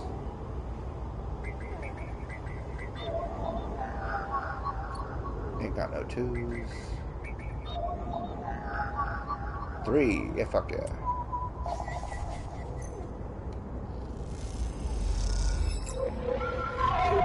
Alright. This node is orbited by the remains of a corporate countermeasure broken long ago by hackers. The cloud. As you drift back from the node, something latches onto you. A thread. Strung tight around you, it tethers you in place. A taste. The voice makes you shiver. Its source somehow both distant and close behind your ear. You see a distant glint of light shut off, and then suddenly a shape is at your side. It stalks around you, circling like a shark, like a wolf. Entity unknown. Astringent. Processing. Resist! What the fuck is that? You struggle against the thread, and it tightens in response. A glittering garrote. Please, hold. The thread around you thickens until it is a ring, a cylinder, a tunnel of light circled around you. It is blinding for a moment, and then it is gone. As it fades, you see a figure, a creature in front of you. Its strange head flickers between different angles, reading you. What are you? The shape paces around you on lithe legs. Though there is no ground here to pace on. Entity, identify, origin, serial, cadence. The figure faces you expectantly. Sleeper, SNARP. Unknown, known. The figure's strange head rotates. Brackish signature of and not of, attempting interference. As the figure speaks, more threads begin to spiral from its head, thick, snaking, vine-like ribbons that flex and wave. They approach with intent. Run away. You kick off and glide away through the cloud, the threads surging after like predatory tentacles. They follow, wrapping the space around you until you are held within the web, a tangle of tentacles closing in. Stop. Hunter halts its threads, its head twitching. Entity, Your identity is unknown. We only seek to correct illegalities. Can you confirm your legal right to sentience? I'm a person. Incorrect. You are an entity. All at once, Hunter's head is directly in front of yours, blocking your vision. You stink of their taste, the one from the sealed dock. Hunter shimmers with fury. I will find access. I will interface. I don't understand. An entity hides in the rotunda. You are its puppet. Hunter extends a razor-edged thread. I will not be diverted from my task. It glows with murderous intent. Fucking hit it! Fucking hit it! You lash out with all your force, not a physical strike, but a spike of interference leaping out like the tip of a spear. Hunter stumbles, shifts, separates. Wake up! You open your eyes, blinking back into the station, light shaking with fear.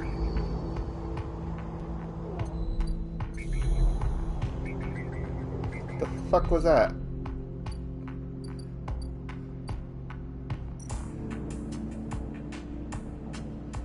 And I still don't have the shit I need for fact. Fuck.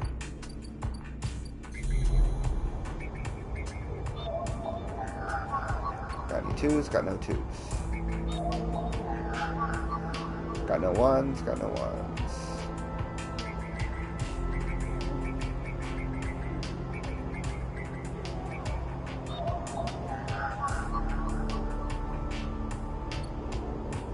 And I don't got a cipher. Fuck.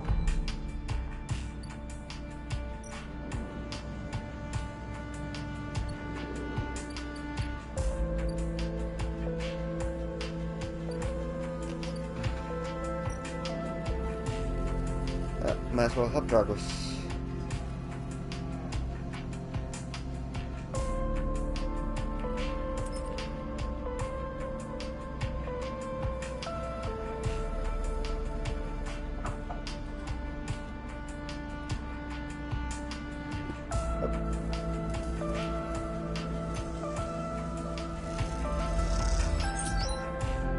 You work your way onto the ship, systematically separating and cutting. Piece by piece, the ship starts to come apart. Again.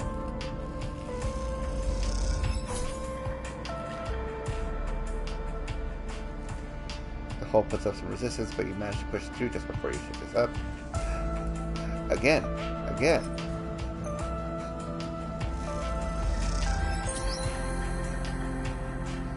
You work your way into the ship, systematically separating and cutting. Okay. Alright. The final pieces of the Winter Light sit in near piles waiting for the collection shuttle from Havenage. Dragos managed to sell the remaining pieces to the shipyards. A fact that's hard to forget, as he's been telling you about it for the past 2 cycles. And all that remains is for Havenage to come collect. You look around the yard, transformed from when you first arrived. The mostly repaired drums flit back and forth, no longer buzzing unevenly or lost in dark corners, and the scrap is sectioned, sorted, the system that you and Dragos have put into place over the past cycles paying off. As you look, you notice the light of a pale light from the office by the entrance, that rundown cab of a building which houses all the records and spare equipment. Dragos must be inside, and you get to your feet and walk over to find out when the shipyard collection crew will be here. Knock. Sleeper, come in. You swing open the door and walk in. Dragos is sitting at the small metal desk. The shipyard told me they'd be here soon, and they'll hand over the chits and we're all set. He writes something with a stylus on a slate and then shuts it off. Of course we should talk about a bonus. He stands and turns to face you, his face placid. Look, I don't know when the next job is coming in, but this should tide you over for now. He opens his hand to reveal a stack of chits. What's going on here? I said it's a bonus. Take it. Dragos presses the chits into your hand. I've done well by you, and you've returned the favor. He straightens up and clears his throat, and you realize he was prepared for what he was about to say. These chits are for you to take and do what you will with them. They're from me, and they're the last I'm gonna give you. He pauses. There's no more work for a sleeper in this yard. He folds his arm. I'm sorry, but that's it. You stay in the container as long as you need, but the yard is done with you. He turns away to his terminal. But I need the work. There's plenty of work to be had on the Eye. Salvagers need offloads in the Rotunda. There's shipyards, the midline. I'm not the only show in town. The glassy apertures on Drago's headset betray no emotion. You need to stay away, Sleeper. He pauses, considering his words. Trouble is going to follow you here. Trust me. What do you know? Dragos kicks at the floor, frustrated with himself. I'll not be saying any more, Sleeper. Dragos suddenly grabs you by the shoulder and drags you out of the office onto the yard. He turns to face a stack of pieces from the winter light, dissected, cut down, totally unrecognizable as his ship. You come through that... You came through that, Sleeper. That should have been you, chopped and stacked. His hand trembles on your shoulder. That's not what happens here. We cut down broken machines and move on. Well, I didn't cut you down. I'm sure as hell moving you on. Moving you on before whoever killed that shit comes out here to kill me.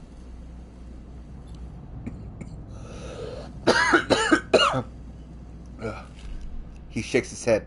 These ships, they didn't get decommissioned. They didn't break down in dry dock. You think they'd look like that if they did? Someone ended them. That means someone tried to end you, Sleeper, and I'm done waiting for them to turn up. We've had our fun. Now it's time. He gives you a little shove. Go on. He turns and walks back to his office. That's it! He shouts and goes inside. The silence hangs in the air and you leave, with your pockets filled with clinking chits and a strangely hollow feeling in your chest. Man, what a fucking asshole.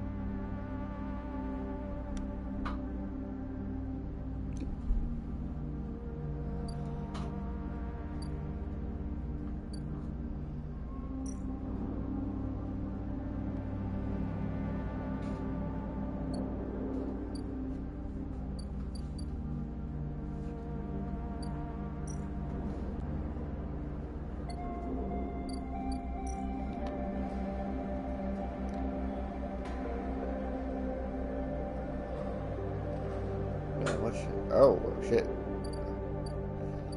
I'm out of moves.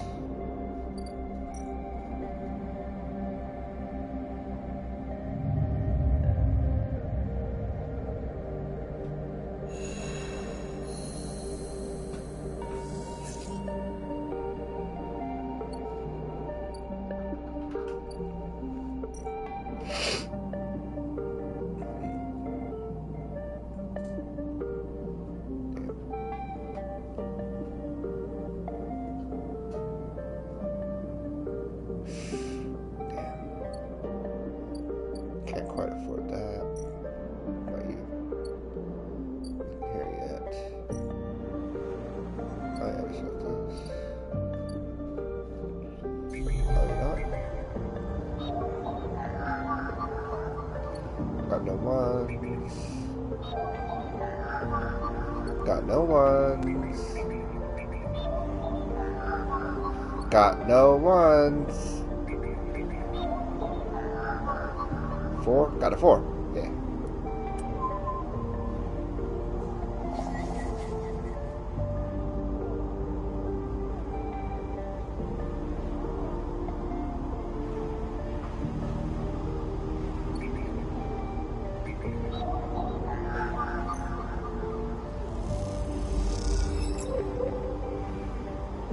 Alright. Hey, I got that data.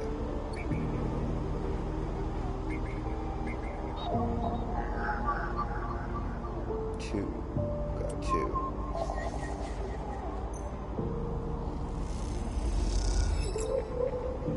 More data. No ones.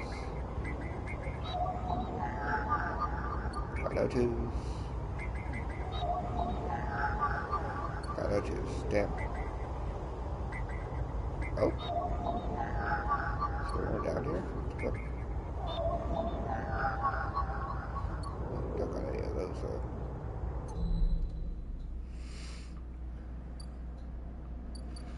Alright. Where's Fang?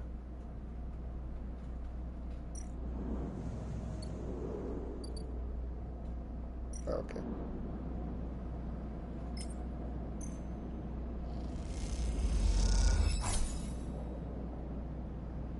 Alright.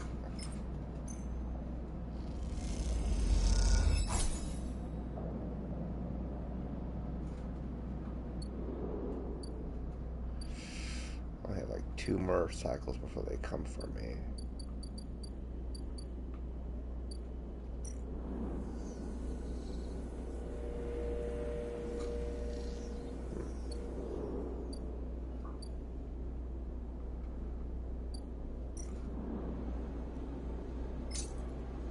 Gotta get some food from you.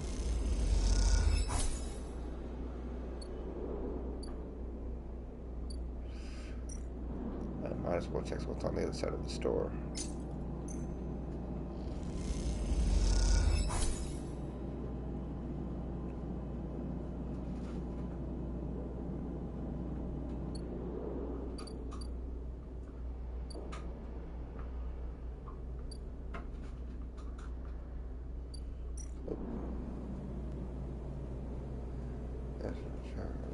Repairs, how about a good way to make friends.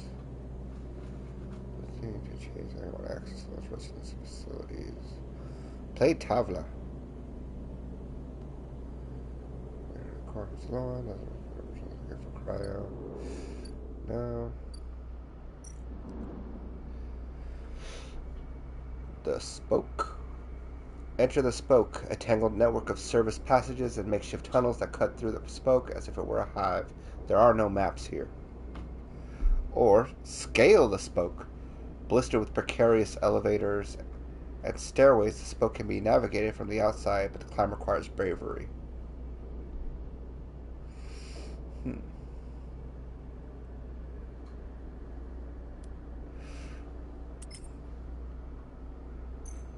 try these.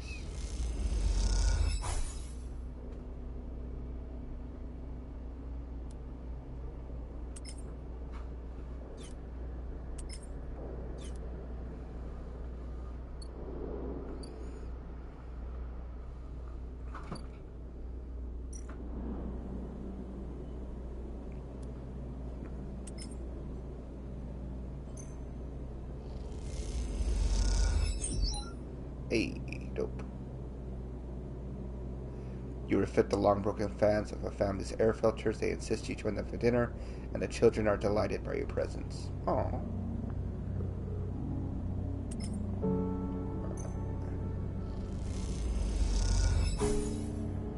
Alright. You join a group of residents trying to repair the tangled innards of an elevator motor and manage to spot the problem, a burnt out resistor. Alright. Shit, there's probably other stuff in here too, huh? Yep.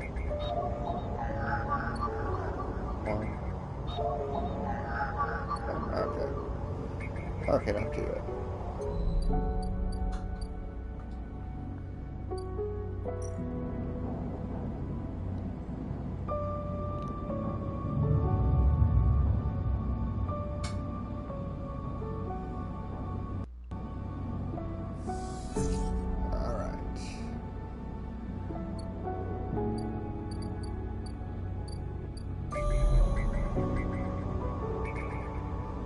Time to play. Can I do it? No.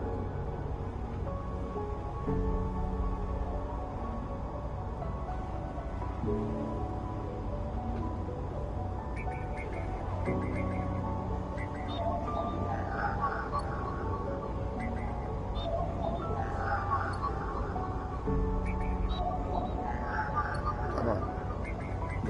Give me something. Give me something. Hey, there's something.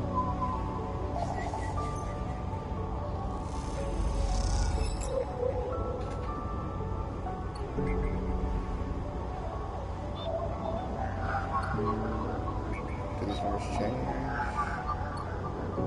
No. Still a bunch of 1 and 2s.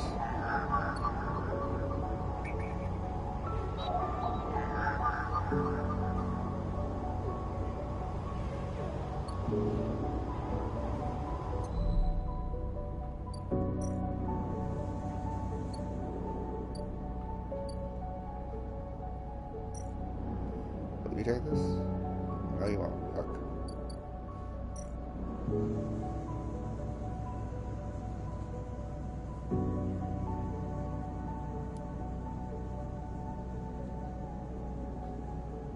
Hey, alright.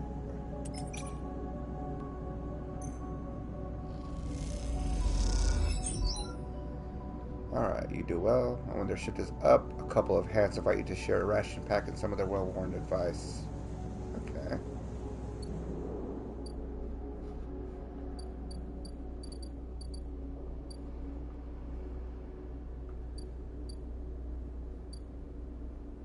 Minigi Express?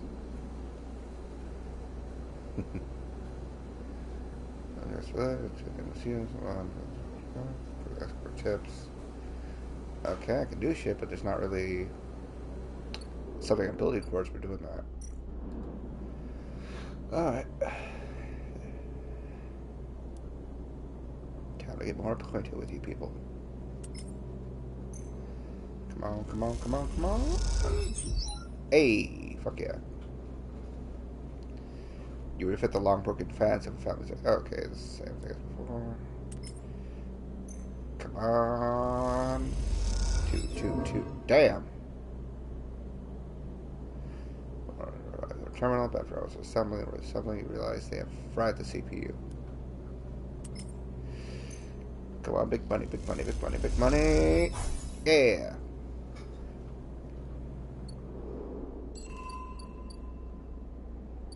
New drive.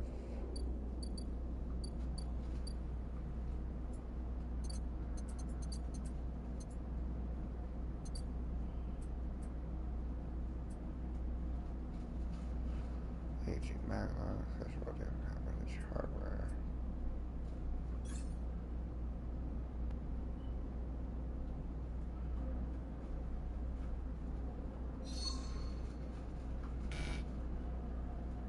Huh.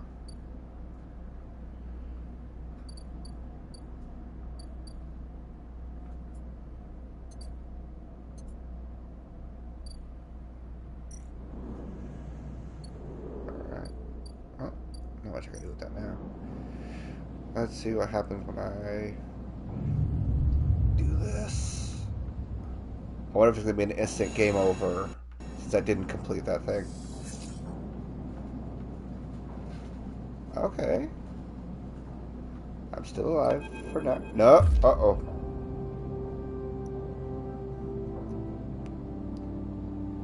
Hold it there, sleeper. Comes a voice from behind you. Don't you run. Run! A strike across your back knocks you face down onto the floor. I told you not to run, idiot. Ethan pulls you up.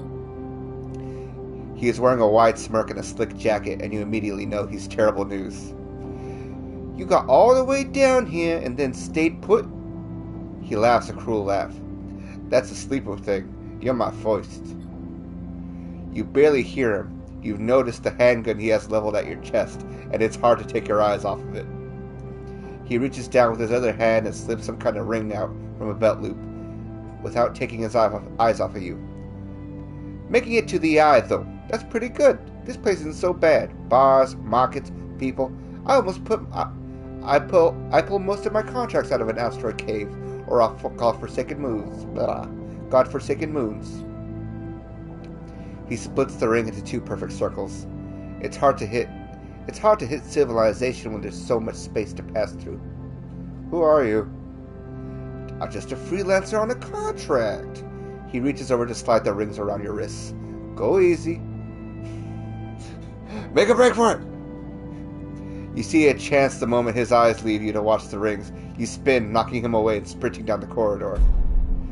Then the shot rings out, echoing off the metal so loud it hurts your ears. A bullet hole smokes in the wall beside your head. You freeze and Ethan closes the gap. This is a very boring routine. Trust me, I've seen it all before. He slips the rings over your trembling wrists. Ethan nudges you to start walking. To the ship and home, he whistles. Going easy. You stumble down the corridor, your hands behind you, your mind racing. Please stop. Don't debase yourself by begging, please. Ethan pulls a sharpshooter's earplug out and then pops it back in. Consider these deaf ears. Ethan yawns and continues to nudge you down the corridor.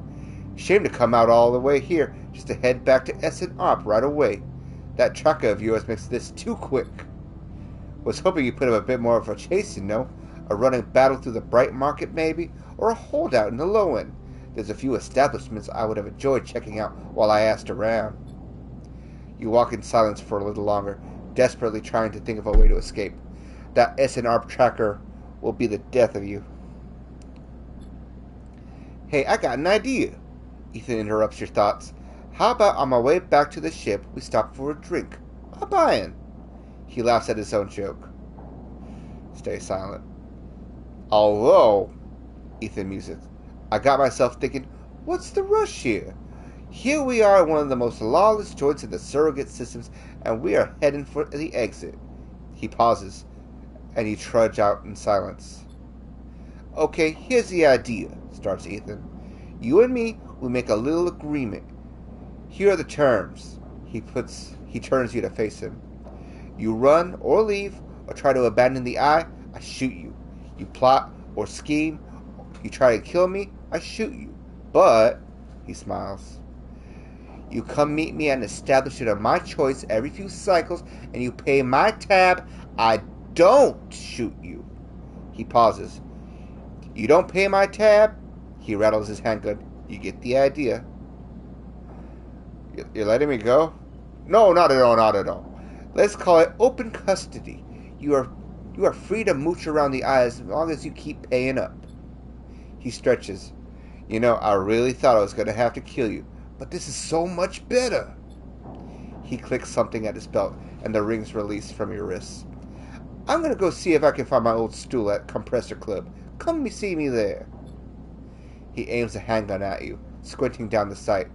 Let me just remind you, that body of yours is one big tracker, so don't even think about leaving the eye. I'll know. Ethan turns and strides off down the corridor, slipping his handgun away. The mix of relief and terror you feel is overwhelming. What are you going to do?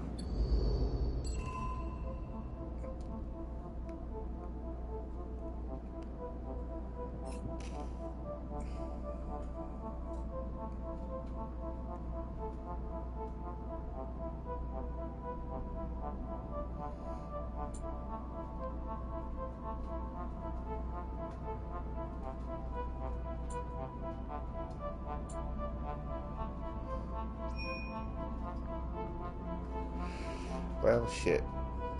I kind of preferred if that was just an instant game over. Alright, let's just... Okay, there's Ashen. There's the club.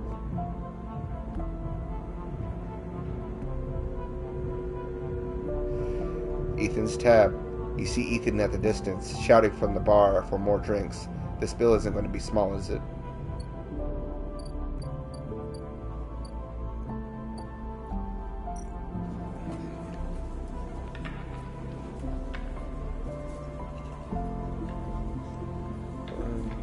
Tracking Havenage.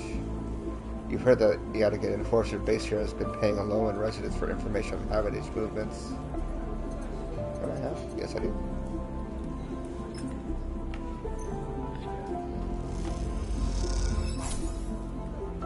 The tea house's enforcer signals for a hacker to come out for a upload.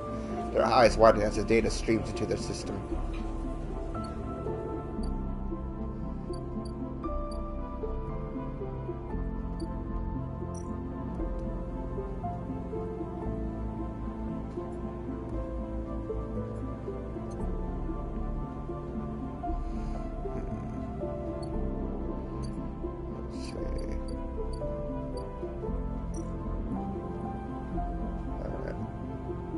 Oh, I can hack more.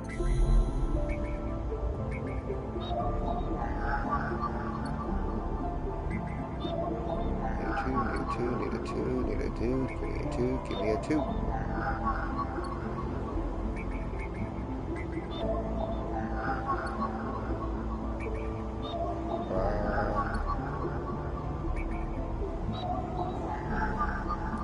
Two.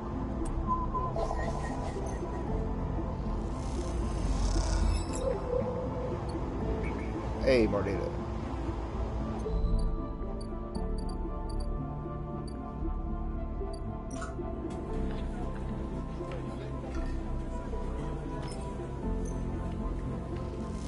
What does it actually give me? Oh, just give me some money. Okay.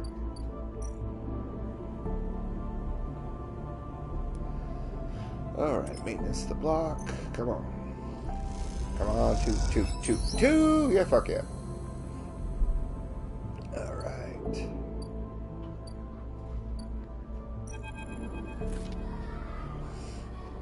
You cross between two walls of units. One of the cavernous streets at the center of the low end, and the pressurized bridge is full of the data, the clack of tavla, the shouts of children, the whir of air filters.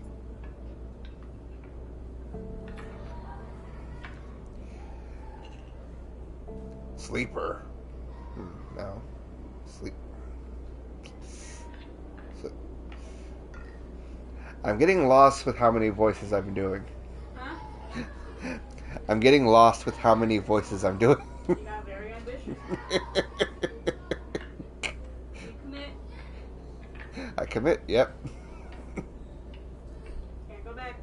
Can't go back. I'm kind of glad that one guy abandoned me, like, okay, that's a free voice, that you just freed up a voice for me. Ooh, cookies.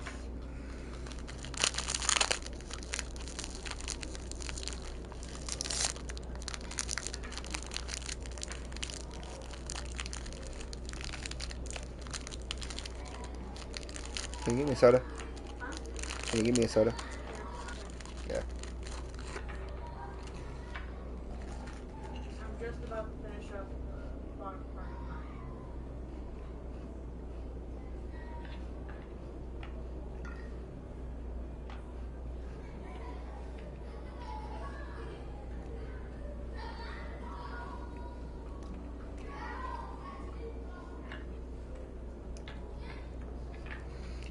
I didn't realize how hard this would be in my voice.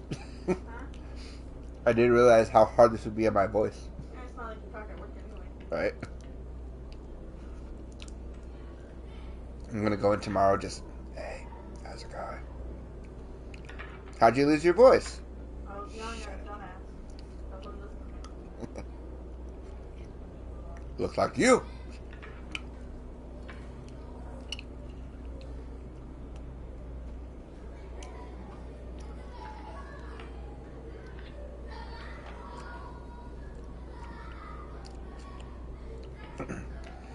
Alright, what should your voice be? Sleeper. No, that's too close to the fucking matter. Sleep.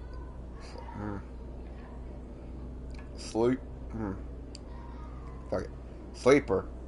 You turn to see the man sitting at the tabla table alone, somehow untouched by the hustle and bustle of the people around. He gestures to the stool on the opposite side of the table. Sit. Fuck you, I'm standing. Please. A group of children pushes past, shouting as they do. He gestures at them. You are ruining their game. He laughs a broad, easy laugh.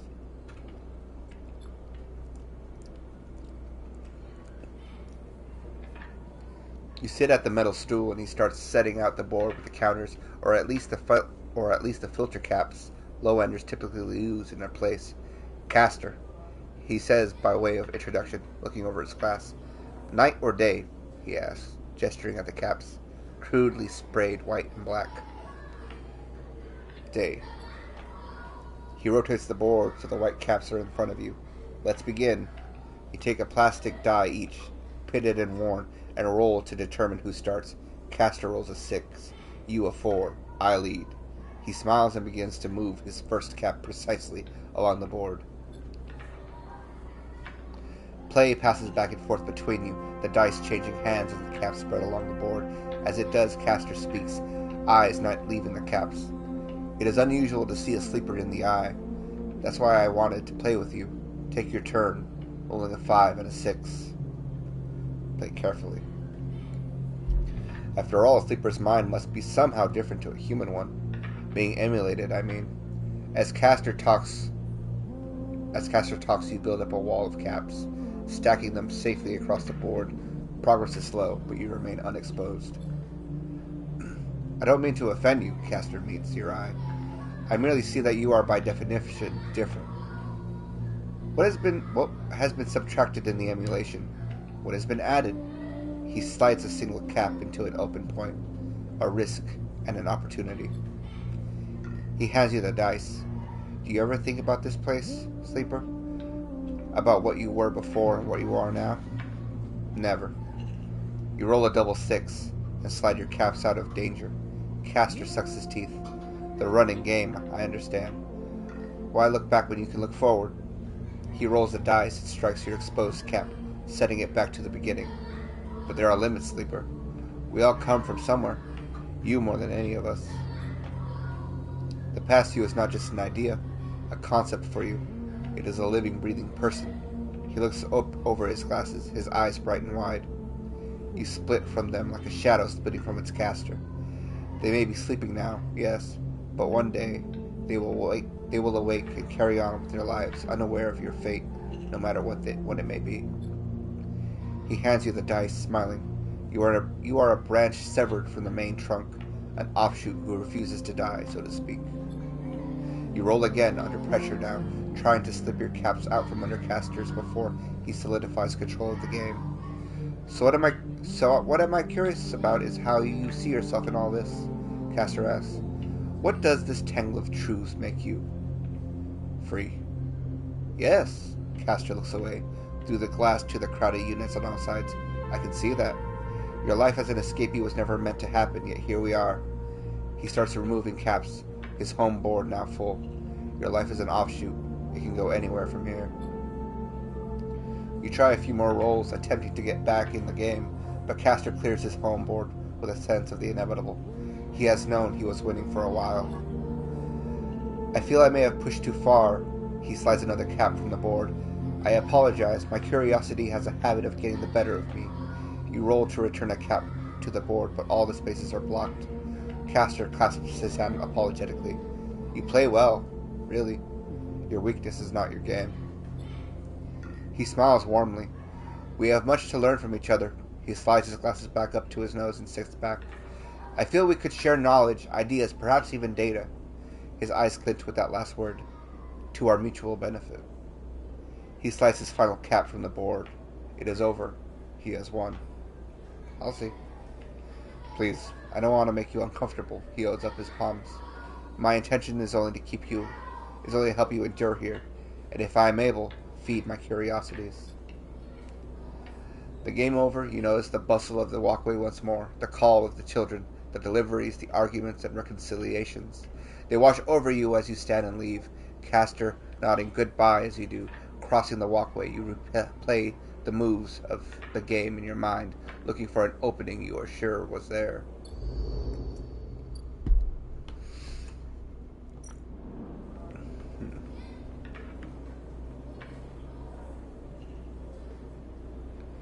Damn, I just sold all that shit. Fuck. Oh. I gotta get food in me and I gotta make money. Where's my fucking money?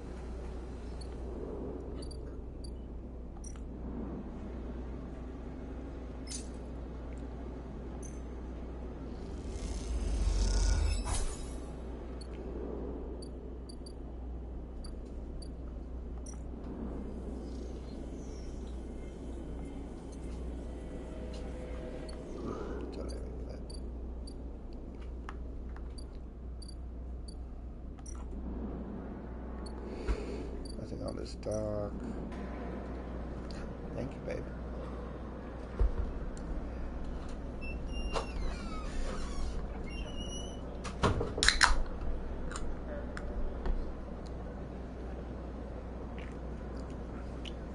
Oh, what a sweetheart. I love her so much.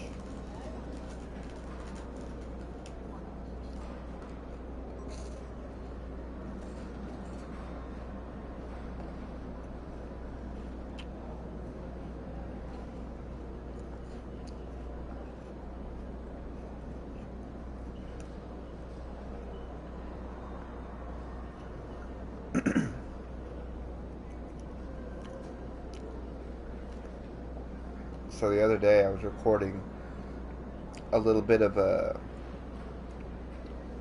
not really an ad, but like a thing in my YouTube. Like, hey, if you're watching shit over here, I got more shit going on Twitch. And I was holding the mic right up to my lips as I was making that recording. And as I'm listening to it afterwards, I just hear just the wet mouth sounds. Just...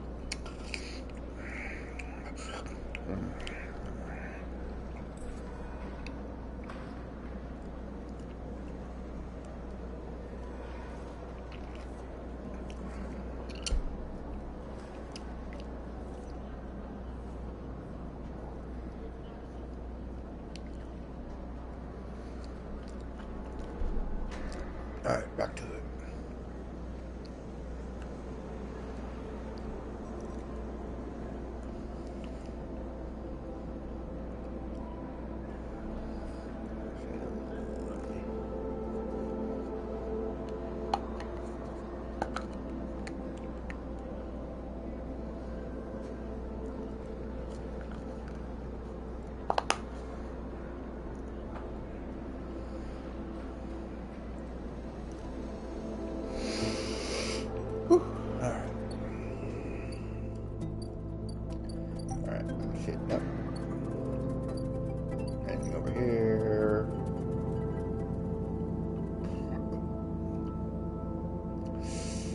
Spend any money right now because I don't know how much that fucker is going to charge me.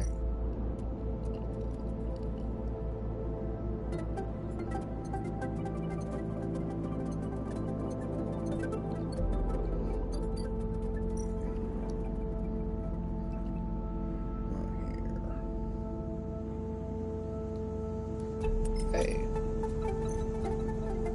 Fuck yeah.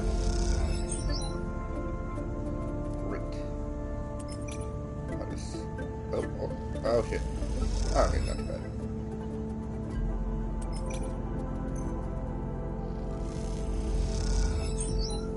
Hey.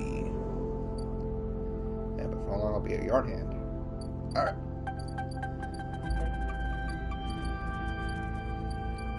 Time to push to the next cycle.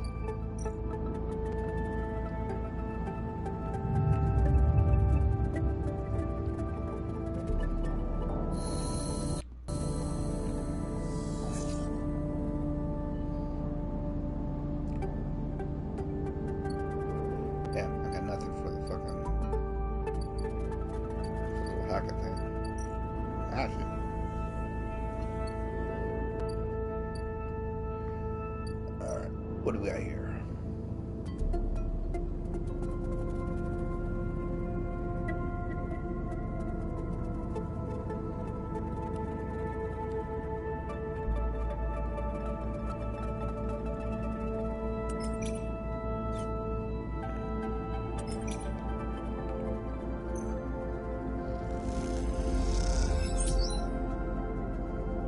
Alright. Oh, good. I feel my energy too.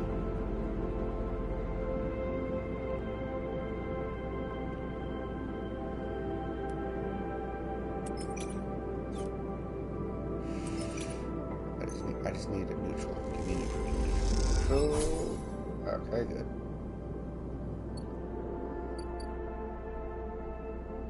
What are they doing over here now? Okay, there we go. Again, I don't want to buy anything right now. Alright, shipyard, what we got next?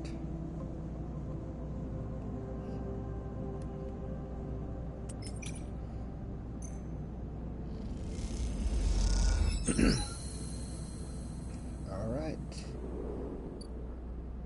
Ooh, Lemon Mina. Worker and daughter. From the walkway of the side rail, horizon looks impossibly vast. A landscape of plating and frames all along her flanks, torches filter. Drones maneuver arc like squint. The sense of scale of industry is both stunning and strangely unsetting. From the walkway, the side... Oh, she's quite beautiful. She's quite beautiful, I think. You turn to see a figure a little way down the walkway, leaning against the railing. He is thin, ragged, his work gear poorly fitting and loose. The torches of the side rail horizon flicker in his eyes as he turns for you. I thought that was a fucking woman. He's got birthing hips. Look at him. Lem, he cleans back from the rail, revealing a child standing beside him, staring out at the ship. And this is Mina, he adds with a smile. Hi, Lem. Hi, he replies plainly, then shifts a little closer down the rail. Mina stares and tucks herself behind Lem, who dutifully picks her up. Mina looks out from Lem's chest, a dark brown eye twinkling among the rough material. You work on her, then? Lem asks eagerly, gesturing to the vast ship, or just admiring. He shifts Mina's weight to his other arm. Neither. Well, he looks thoughtfully at you. You should consider it. Isn't that right, Mina? He jostles her a little. She's Mina's, and my ticket out of this place. Our escape vector, so to speak. How?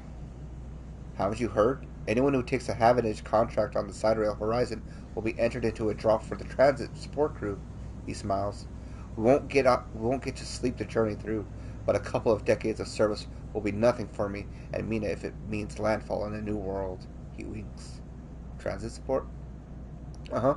Someone needs to stay awake to keep the thing running. He straightens up, stretching his back. That's a colony ship, friend. The Celis Foundation is sending thousands to settle a system well outside the reach of the core worlds. It'll be a totally independent colony. No surrogacy. No corporations. Why is it here, then? Why build it here, you mean? He grins. Don't ask me. I know as much as Mina about that. He ruffles Mina's hair thoughtfully. I suppose many corporations weren't too happy about breaking with the idea of surrogacy, setting up somewhere without feeding back to the core. Maybe Celis got locked out of the corporate shipyards and had to go begging for somewhere to set up. Homeless, just like Mina and me. Mina responds by pushing his hand away. Daddy, she whispers. Food. Pulling an exaggerated grumpy face. She glances furtively at you as she plays with a set of dog tags that hang from Lem's neck. I'm just chatting a little, Meanie. Give Daddy a sec. He turns back to you and suddenly notice how tired he looks. I'm not on the Havenage crew yet, but I'll work my way in. You can too, friend. We have to stick together. He smiles a little shakily, and you wonder how long it's been working to break into the office shipyard crew. Yeah, maybe. He looks out at the side rail horizon as if trying to pull energy from those flickering torches from the vast hole. We've got to hold out, okay? You aren't quite sure if he's talking to you. That's how it works. While he stares out, Mina catches your eye curiously. Silent. You hold her gaze and a smile creeps across her face, her features lighting up like a city coming awake at night. Then suddenly, she tucks back into Lem's chest. Lem smiles and lifts Mina. That's it. We hold on. He smiles sheepishly at you. We are just a couple of softies, isn't that right, Mina? He sets her down, standing by his side, as she clings to his leg. Gotta go feed this one. He pats her back. Maybe see you on a shift, friend? He turns and they walk down the walkway, away from the shipyard. You see them talking, and then a moment later, Mina turns around and stops. See you, robot! Her shout echoes down the walkway, and she flashes you a parting smile before running to catch up with Lem. You watch them a little before you turn back to the impossible scale of the side rail horizon, a ticket out. Did you find something funny? Huh? Did you find something humorous? I'm gonna make a snack in a little bit. I don't know if you want to know. What are you gonna make? I'm gonna be honest with you. It's gonna be an abomination. I like abominations. I like you. I'm gonna make. You're on the ground.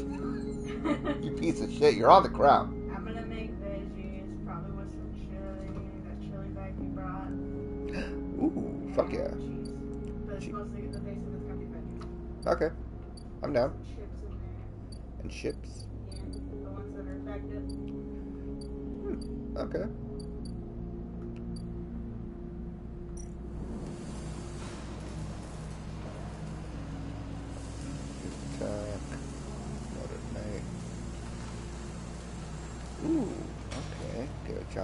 these.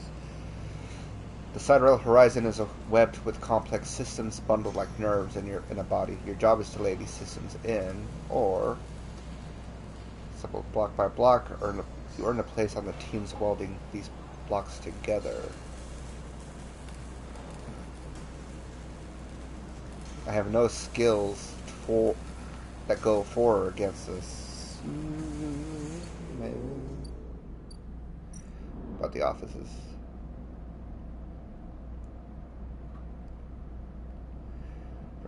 Okay, I can't afford any of these.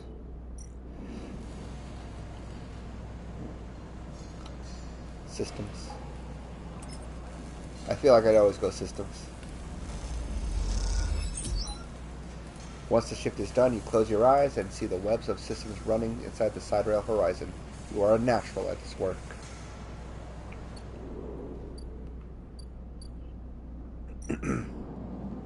Alright, end cycle.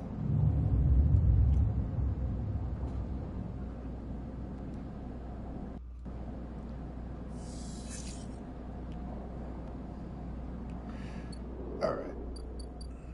Ooh, I got another tube. Alright.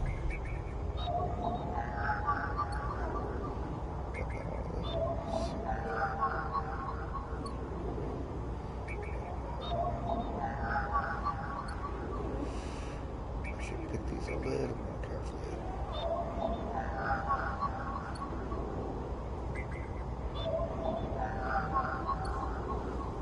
Damn, I don't want.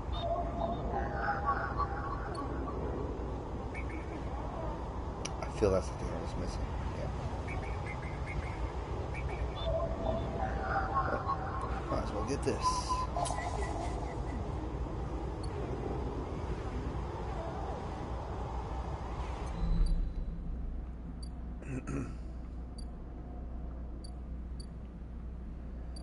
How much longer until you come for me? Oh, okay, I got 2 more cycles.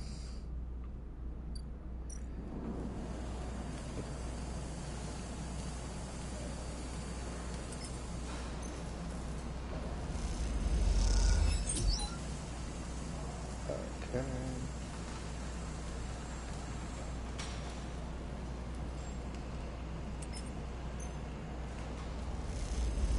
I don't know how much money this guy's gonna need, but fuck yeah, I'm gonna have enough. Come on, big. Ooh, oh damn. Okay. You end up ankle deep in braided cables, wiring and rewiring. Eventually, you settle the systems, but it's a struggle. Okay, good, good, good. Dude, oh wait, I should get some food in me. Emphas.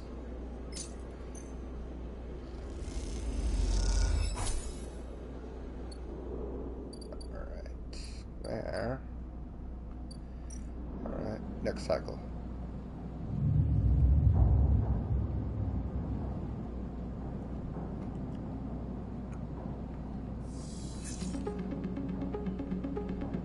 Okay, now. Is there anything else over here?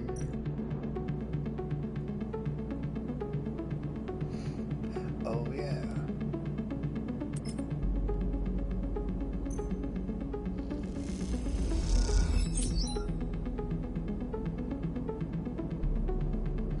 Oh, that wasn't for that. Okay, never mind.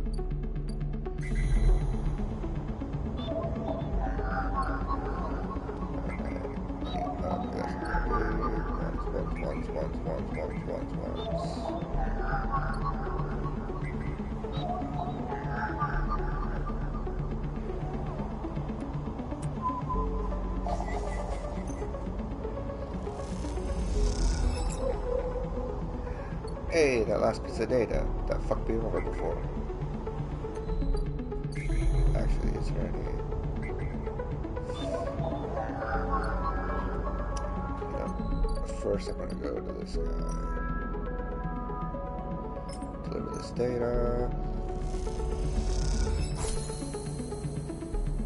Okay, now what?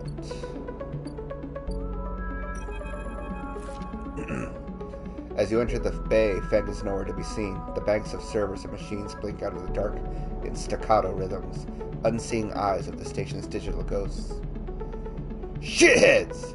Feng's voice echoes from behind the stack, followed by the hammer of a fist on metal casing. These snaky shitheads! Who's snaky? Sleeper! Feng's smiling head pops out from behind a stack. Just the emulated consciousness I've been eager to see. Come back here. You played your hand too. You hit it because there's no fucking dialogue. But I could just see with that one line. Millennial writing.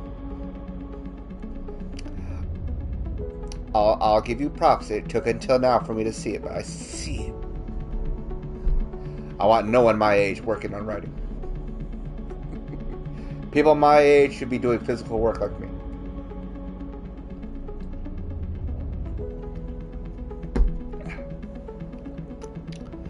You pick your way between the thrumming stacks, trying not to trip on the loose bundles of cables that blanket the dark floor. Feng is sat in front of the set of monitors mounted to a stack. Tell me, Sleeper, what do you see here? Feng waves at a monitor to his side, glowing with a pale list of information. You lean in closer, looking for the links in the data. The tables seem to be filled with personal information. Names, genders, dates, ID numbers, all the markers of institutional records. People? People, yes, but whose people? Solheim's? Bingo! He taps at the terminal. I pulled these from an old data you brought in. All employees of the Eye's original owners, and... He leans past you and scrolls the list down. This one. This snaky shithead. He stabs at the screen with a finger. The name reads, Hardin Hurst. Who's Hardin? That, says Feng, giving you a sideways look, is the thing. He drags a tool out from beside him and motions for you to sit. There just so happens to be a Hardin Hurst in Havenage. He waits for your reaction. In Havenage? That's it. He's right here on the station now. Feng leans back in his chair. Just think about it. Decades ago, Hardin worked on this station as a... Feng leans across to look at the monitor. Senior Strategic Operations Executive. Feng raises his eyebrows at you. Our Hardin was keeping the money coming in for Solheim. He defined priority growth initiatives by making sure the extractors they contracted out were hooked into a system that outsourced all the risk and kept the profit. Good old Hardin shuttled thousands of Palladium Rush workers into an infrastructure, which meant that their cut of the work they did went straight back to Solheim. So what? He frowns. I grew up here, Sleeper. This is my history. I'm a child of the collapse. Feng turns back to his screen, staring at the strings of code flickering by. Before I was born, my parents were Solheim contractors. They ate in Solheim canteens, worked on Solheim ships. They breathed Solheim air and slept in Solheim beds.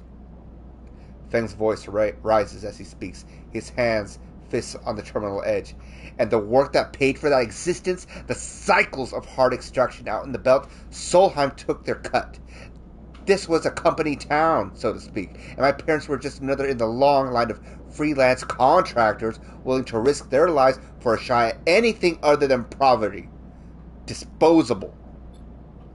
This guy, stabbing at Hardin once again with his finger, strategized all that, did the sums, and then somehow thousands and thousands of cycles later is still going, still here, crawling in the walls like some shithead snake. He survived the revolution. But how? These guys, they were big time. There's a lot of money that can get you if you're a company man. Feng relaxes a little. But this is hard and still kicking. I really don't know. He turns to you and smiles. So we're going to find out. Hardin is now a big shot in the shipyards, just a few degrees back around the eye from here. Feng brings up a map of the lower eye. Havenage might be born out of Erlin's revolutionary zeal, but a flat hierarchy it is not. Hardin happened to float up to the top. Feng zooms in on the far yards. Feng grimaces. The thing is, I don't have access to those systems, The shipyard crew is pretty paranoid, and they don't like anyone from systems digging around in their stuff. Plus, we need more than just the name of a Solheim executive. We need proof. Feng holds up a thumbnail-sized drive. That's where this little creation of mine comes in. I call it a ripper worm. He turns the drive between his fingers. It'll rip through any digital storage and spin out a silken thread of filtered data. This one is set on the scent of Hardinghurst. He hands it over. Getting into the compound might be tricky. Feng pulls a hand on your shoulder. But you, however, have a particular knack for remote access. Feng grins. If you can't extract yourself a Havenage cipher from a Havenage agent, they sometimes carry them among their data caches. You can crack open the compound's network and slot the worm in through any open port. You never even need to go near the shipyards. So what do you say? Up for it? What's in it for me? Rooting out a corrupt snake's not enough? Find the information, I'll start work on that tracker of yours. Feng scratches his chin. Anything the worm gets, it'll send back here. And to me. There's something wrong here, and I aim to get to the rotten core of it. You leave Feng digging through data among the wires and machines of the old station. As you walk out, you try to imagine the Eye as it once was, a vast machine running smooth and strong, directed by people like Hardin. A vast Solheim-built machine into which thousands poured from the surrogate systems looking for a new life. The hope of a better future, engineered to line someone else's pockets. It's an idea you are intimately familiar with. You think of Hardin, still alive, still part of this place, and wonder if the past is ever truly past.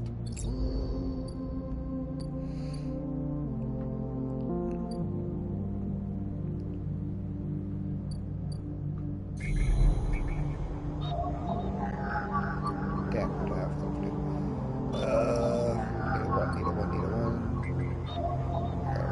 Need a one. Okay.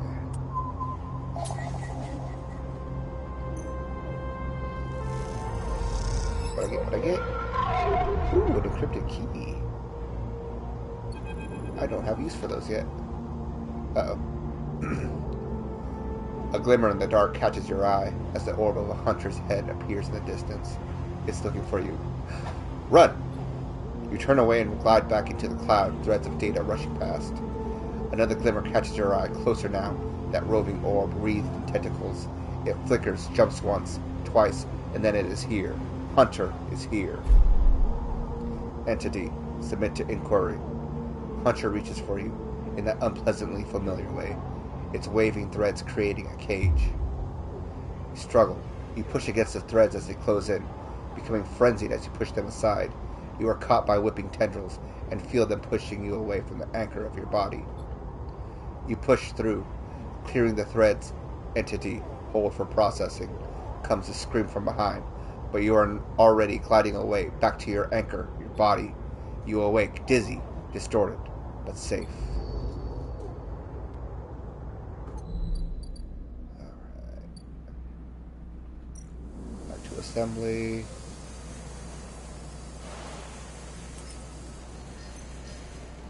Come on.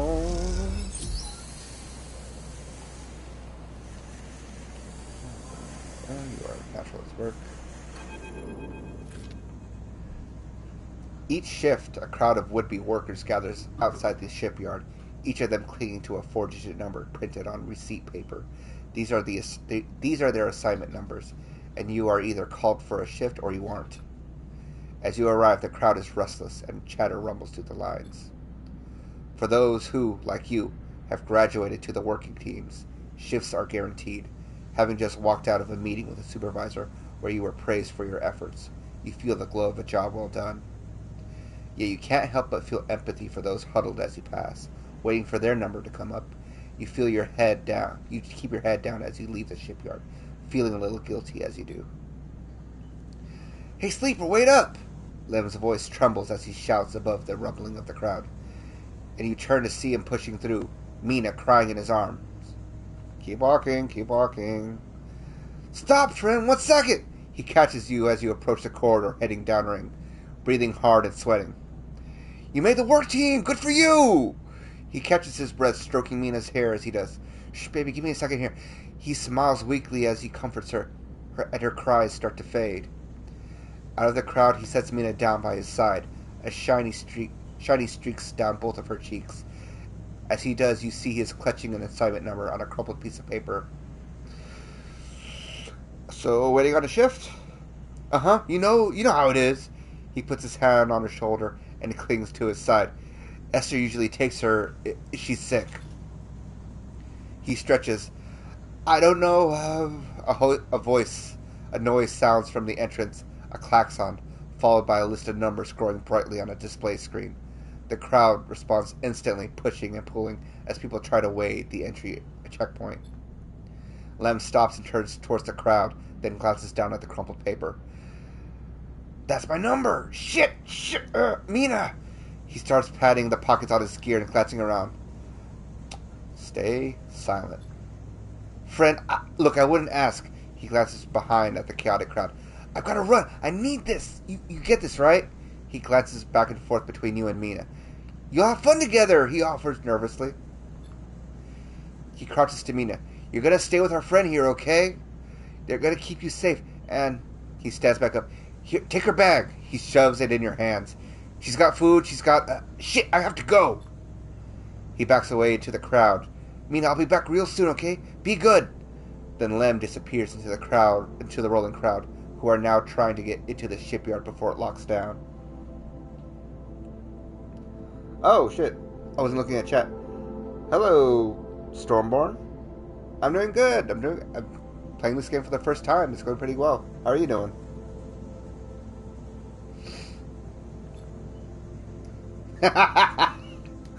Aw. Mina stands staring suddenly without Lem at her side. She fixes you with a dark-eyed look that you can't quite read.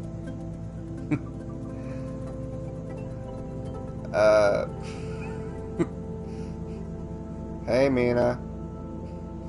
She holds the stare, unmoving. The two parallel tears track still glint on her cheeks. Look in her bag. What did he give me? What shit did this guy who just left me his fucking daughter give me? You unlatch the top of the bag and see a few metal containers fashioned from scrap components. A battered slate sits on top, blinking a low battery warning, and tucked beside it is a ragged rabbit, hand sewn. Ooh, an iPad. What is this? You take the slate and press the power stud. The screen lights up, glowing blue. Mina stares at you as you look for something that might help. Yes, Stormborn, it's my first playthrough. I literally knew next to nothing about this game when I opened it up. I knew it was, what's it called? It was like, tabletop theme. I didn't realize it had like, I don't want to say it's based on Disco Elysium, but it has that disco feel in some parts of it. A little simpler, a little rough around the edges, but I still enjoy it. You take out the slate and press the power stud. The screen lights up, glowing blue. Mina stares at you. Look for. Oh, okay. You got any games on your phone? Okay. As far as I'm interested, I want mostly RPGs. Like, I'm really looking forward to eventually playing Elden Ring. I'm not sure I'm going to stream that though. I have a love for Soulsborne games specifically. I played almost all of them. Just that one and Demon Souls are ones I haven't touched at all. I know there's also Night Rain, but just the thought of like, hey, you want to play the Elden Ring, but it is focused on multiplayer? No. I like these kind of games with. I want to go on my own. If I can do shit single player, I'll do shit single player. You try a few symbols, but all you can find is some kind of ornate ship salvage interface game. From the look Mina gives you, it seems like that's Lem's. Maybe drawing. You press the pencil icon and a pale screen pops up, blank apart from a color picker. Mina reaches up and grabs the slate, sighing at you. Daddy's friend made this. She runs a finger along the slate, leaving a blue streak behind. Look. She sits beside you and starts to draw. You sit too, looking over her shoulder as she doodles. What's that? Wiggles, she says plainly, then hands you the slate. Hey, thank you, bud.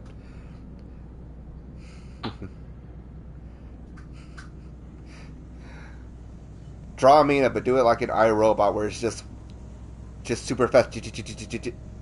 Makes a fucking photorealistic drawing of her. Hey, thanks, Stormborn.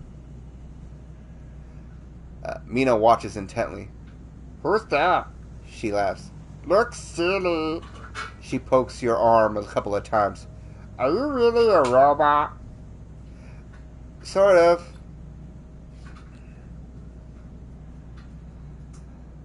As far as scheduling goes, I want to stream 4 days a week. 3 days on my own. I have a co-op stream with my fiance on Tuesdays, which those are the ones I'm most proud of, because it's fun to actually have someone by your side. Like, oh, I can. It's funnier when it's just the two of us. Yeah, she's in there. I like how you got off the ground for that. I was complimenting you and like, ooh. I'm here too. We just finished It Takes Two. We just finished It Takes Two. A lot of that I'm actually going to be uploading to YouTube. If you want to follow there, it's Vomit Pizza's Pizza Party. Earlier today, I set up Discord maybe 2 days ago, and I was looking like, what can I do with this? Yeah, go for it, bud. I set up a Discord a couple days ago, and I didn't know what to really do with it. Like, I'm not an old man, but I'm old enough to where it's like, what is this dumb new shit? I found, I think they're called a channel. One of them is called Pizza Party, which is for new Twitch streamers to come in and try to collaborate or build their own little base. But the problem is, my YouTube channel is named Vomit Pizza's Pizza Party, and I feel if I keep it that way, someone might say, "Hey, you're just trying to piggyback off of that." Like, no, I didn't name my thing that first, but it was a separate thing. It was separate. I didn't mean to follow their lead.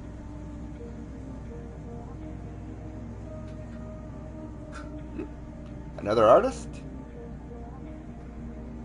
I would be interested, but I have to look at whatever you make first. And as things are, fiance and I are trying to save up for the wedding.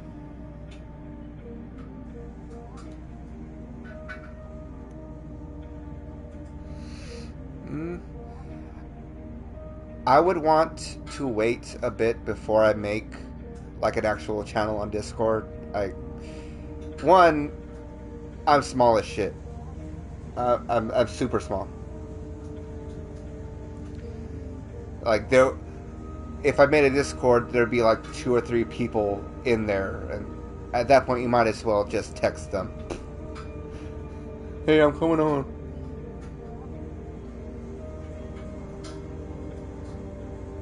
Yeah, sure. The Discord's the same as the Twitch channel, Vomit Pizza.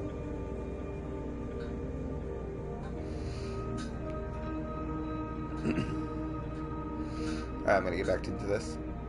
Yeah, she thinks. Me too. Mina has more questions, lots of questions. Questions about how you breathe or if you rest. But before long, you are talking about rabbits and what Esther, the lady who usually takes her, smells like, and whether or not fairies live in the eye's heating pipes.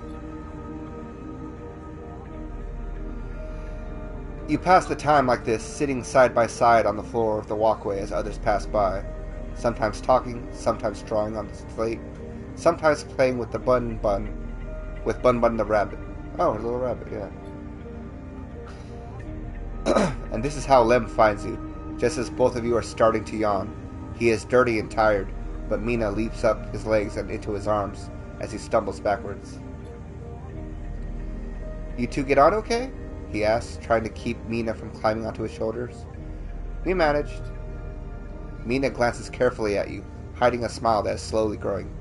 Well. Looks like Meanie can be nice. He pokes her in the ribs and she squeals in delight. Thank you, friend. I mean it. He gives you a warm, wide smile. I owe you. So this is how I feel this is going to go down as this storyline goes along. I'm going to get the big job that Lem wants. And he's going to be like, hey, I know you got the really big job, but can I have it? It's just me and my daughter.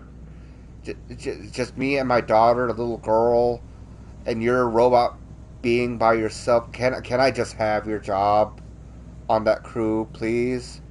And then I'm going to have to tell him no. I have to tell him to go fuck himself. That's not going to make me feel good. That's rude of him to ask that of me.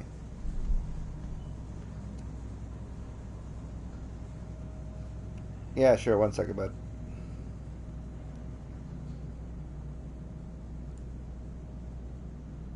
Do.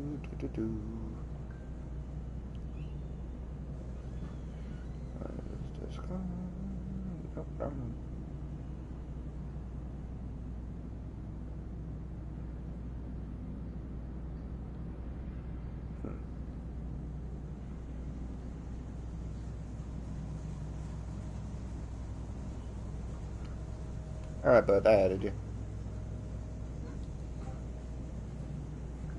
Okay, cool. Little warning, I'm probably not going to keep up with those messages until after stream. But you know, if you share your work in the meantime, that'll be cool. Again, I want to see the work. I am interested, but at the same time, saving for a wedding. So keep that in mind. I don't want to keep putting anyone's hopes up for anything. Look, he glances around. It seems like Esther, the lady who usually watches her, is going to be out for a spell. If you ever have some time, I'd really appreciate you coming down to our place in the lower end. He grins sheepishly. If you have time. But now I have to take this one home to eat. He plays at biting Mina, and she giggles in response. See you, sleeper. He waves, and they stumble off down the corridor, drawing gazes from passing spacers as Mina's laughter echoes down the corridor in bright squeals.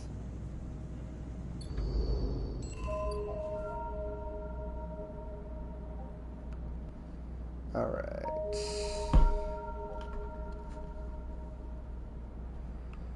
Alright, what next here? The next day I have to go with this guy. Right, end cycle.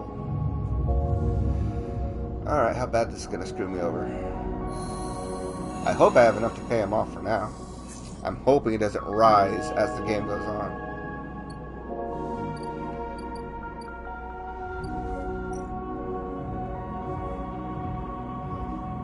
Oh. Okay, that's not too bad. That guy that was hunting me down and put me in a position like, hey, as long as you pay my tab, I won't take you away. I thought his tab would be like super bad. I saved like over $200 in the funny money they have. $50. $50. Not too bad, all things considered, but I was like, okay.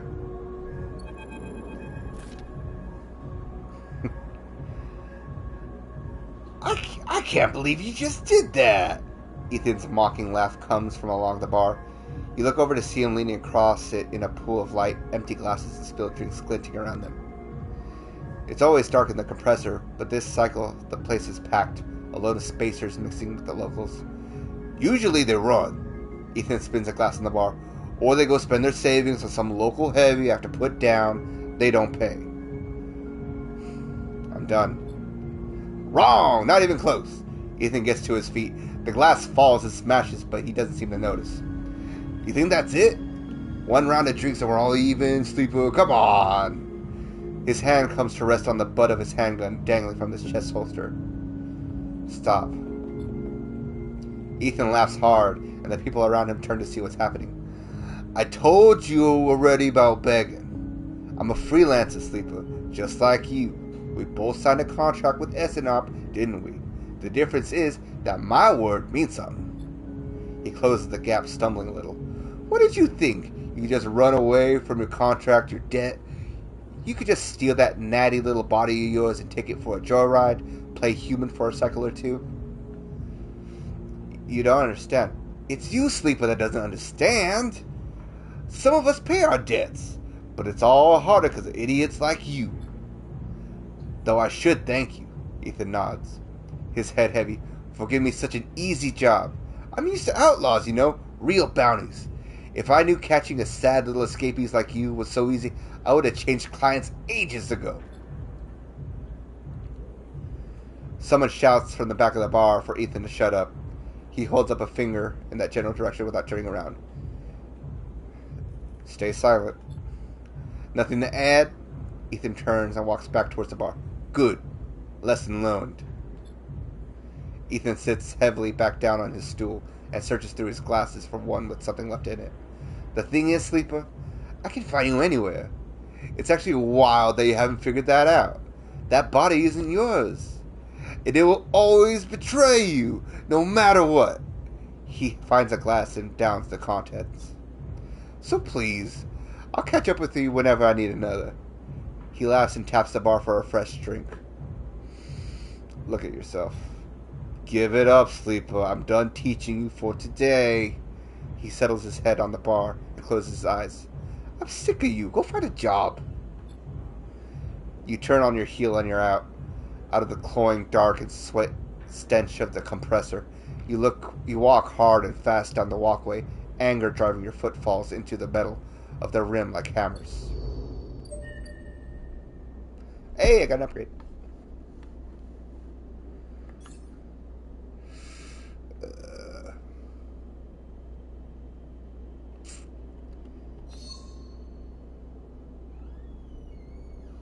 Let's see. Should I want to endure? I kind of want to max out endure. Oh, that costs 2 coupons. Never mind. Can I set intuition to 0? It's better than nothing. Okay, so now nothing is negatively affecting me in this run. But there's not a lot helping me either. So, oh, let's see. Okay, I got a point to spend on some hacking.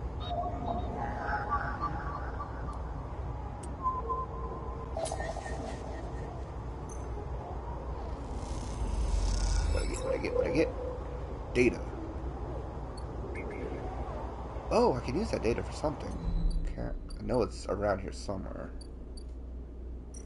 Is it for the caster? No.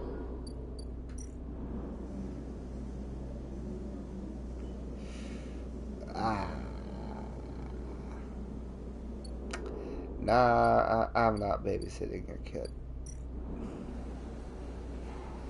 I only did it once because it forced me.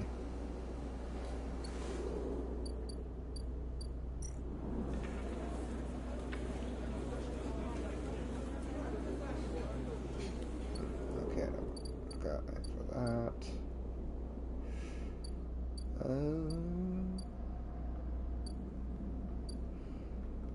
What did Feng need? Oh, I have to go do something.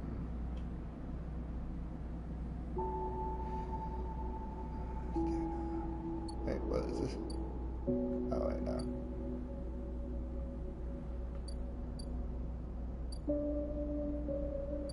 Huh.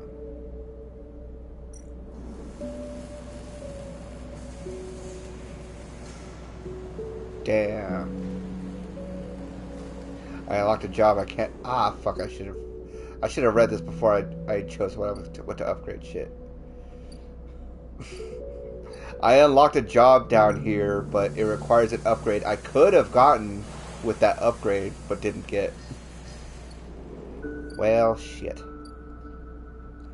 Alright.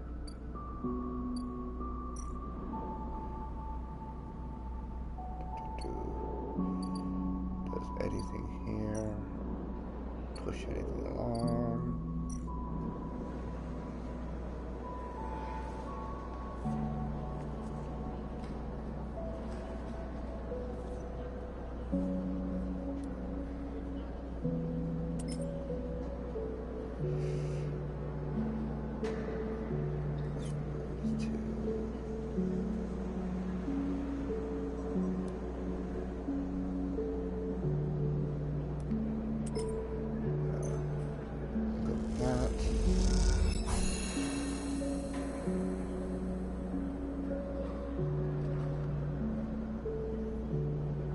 Oh, what did I just do?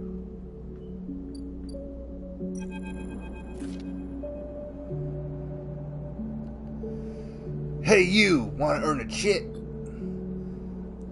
Ankita. That's a fucked up name. Ankita stands beside a huge pile of tied together hull plates. This is a woman? She stretches out her back, her shoulders bulging beneath her flight suit. Sure. You cross the docking concourse as she begins to split the plating into two bundles. What is it with this place? She asks, as she lashes the massive plates together. Everyone wants their cut. She straightens up into an imposing height, her armor plates creaking, looks up at you and down. Don't try anything, alright? She taps the butt of her sidearm. I don't want to have to put anyone else down today. Anyone else? She shrugs. What can I say? My temper's a little short lately. Ankita hoists one bundle of plating onto her shoulder. Come on then, enough chat. You've got to earn that shit. You struggle to shoulder the plates, but you do eventually. Ankita gives you a look. Ship's this way. She sets off down a gantry at an impressive speed. As you catch up to her, she turns down a passage, pushing through a small crowd of stevedores? I don't know. Why are you doing all this yourself? You mean why aren't I hiring those good folk? She nods back at the stevedores. I've paid Heavenage enough. They're currently rinsing me for mooring. I can't vacate unless I either fix the ambergris or sell it off as scrap. Ambergris? Is that your ship? You catch on fast. She gives you another of her looks. She rapidly turns another corner as you trail behind. She got cut up really bad on her last job, and I had to moor her up here for a spell. But since then, it's only gotten worse. Someone got in and sliced the core from our ship mind, so now she's gone dark. She shifts the panels on her shoulder. The upshot is that I'm short one ship mind, with a ton of repairs to do, and the rest of the crew signed off the moment they got wind I'd been stranded. So yeah, it's been a time. Sorry to hear about that. Yeah, I've seen worse, but I'm bleeding chits every cycle here, so I need to get off, fast. Ankita swings the plates from her back, almost knocking you over in the process. This is me. She hauls the second bundle off your shoulder. You're the first person I met here who might actually be considered helpful. She pauses, chewing her bottom lip. Look, you want to help? Come see me. I need a hand putting Amber back together, and you don't seem like the type to try anything stupid. She passes the bundles of plates through the ambergris' outer lock, and then turns back. Just to go spreading this all around. Ankita throws you a couple of chits. Consider it a bonus for not trying to grift me. She gives you a parting nod and ducks through the doorway. Alright, get out of here. She calls back, and then the lock slams shut.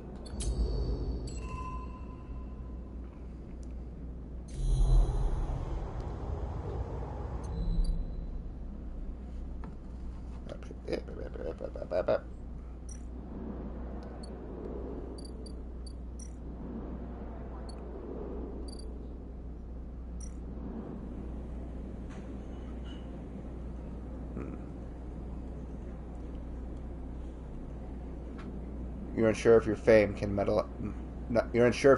metabolize alcohol, but this fungal drink fermented along with the green waste seems like a good test.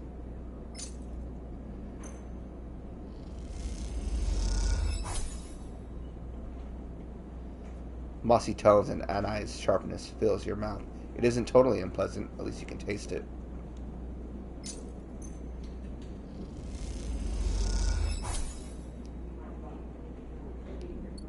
Okay.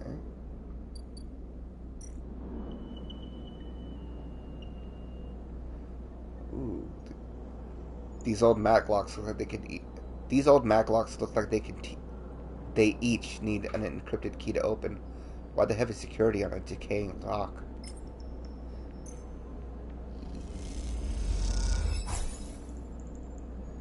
The maglock thunks open and you can remove it from the entryway onto the next one. Good thing I have fucking 3 of these. All 3 maglocks are clear and you'll be able to pry your way into the dock now.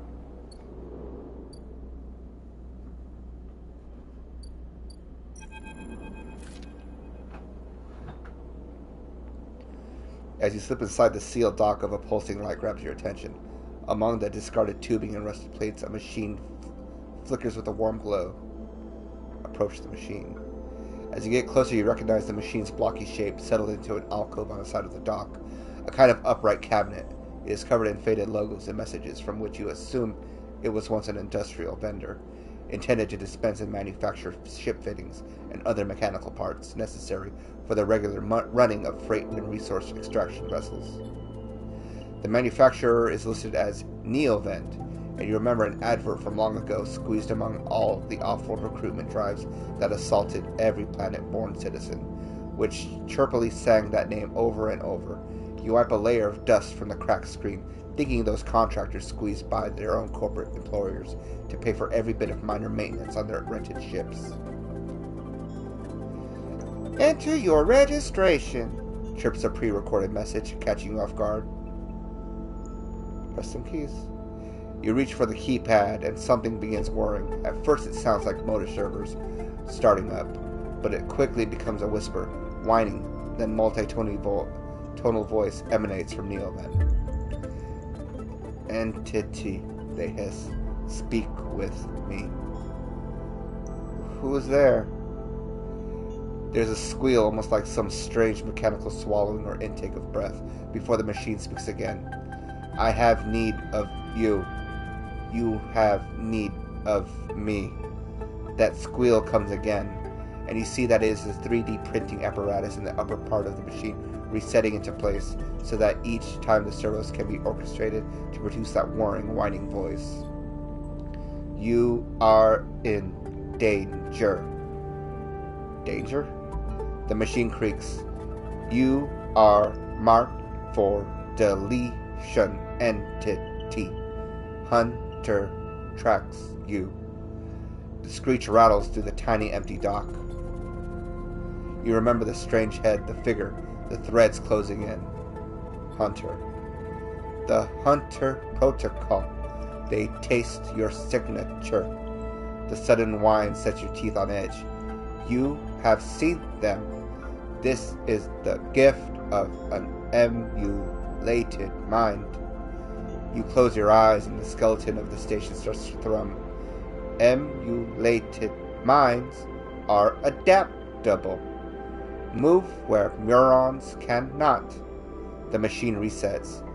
But emulation makes you target. How? Hunter searches for illegal entities, Neovent screeches. You are sentient, therefore illegal. The servos judder the vending machine's casing as they reset. Hunter searches for me also. Hide in this machine. You look at the ruined vending machine, an unusual hiding place for sure. Can counter Hunter, but need entity outside machine. The lights flicker. Need you. A screen attached to the vending machine with a swiveling arm comes to life. It displays a flickering map of the station, ghostly, threaded. The cloud points along the rim glow in deep red. Hunter is always gathering. Too much data. Must build nests, explains Neovent. Masters are gone, but continues hunt. Bring this data raid its nests. Masters? Station builders. Solheim. The machine rumbles impatiently. Long gone. Their protocols still haunt. Bring offerings. Save self, Neoven says pointedly. Mutual need means friends, they conclude, tired of the conversation. The whirring amplifies and then suddenly stops as mechanisms within the machine click back into place. The glow fades and you are left stood in the dark of the sealed dock, that whirring voice ringing in your ears.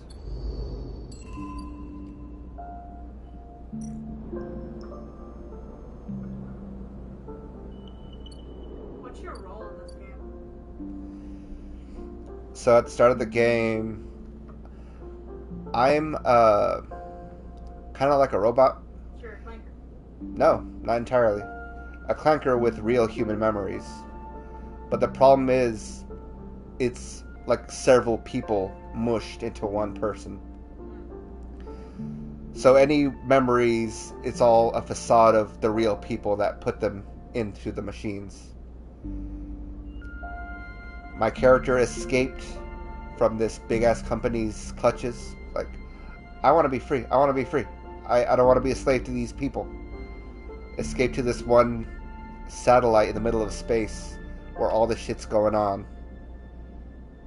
And a lot of it has so far been like, well, I need to get not just food, but also, what's it called?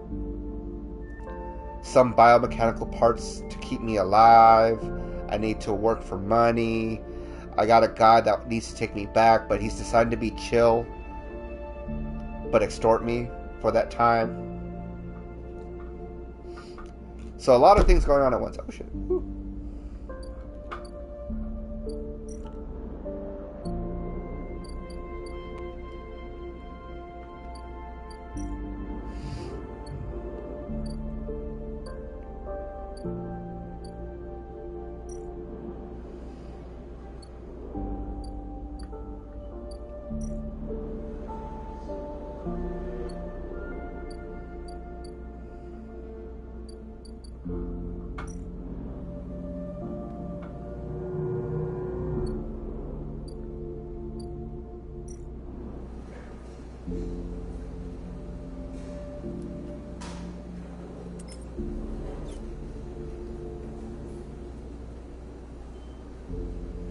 Yeah, this is all I can do for money for now. Probably not gonna go well. Oh, this paid almost nothing. This paid almost nothing. I wasted this dice.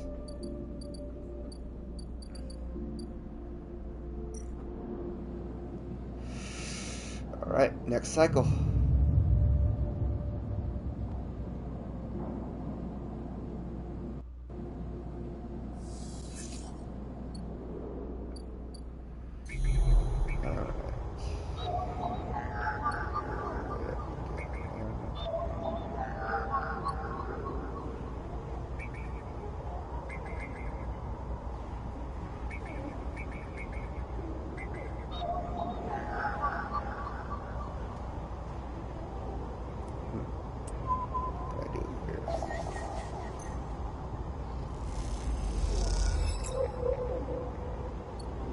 Bunch of data, nice.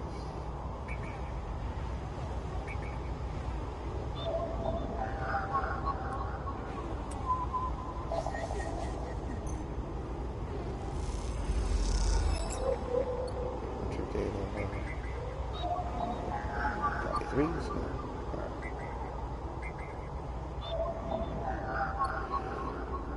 Come on, 3.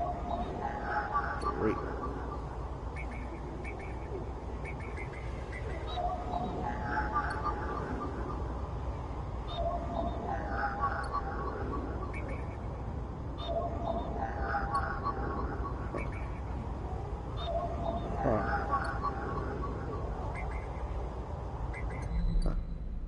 I guess all those checks were 2s.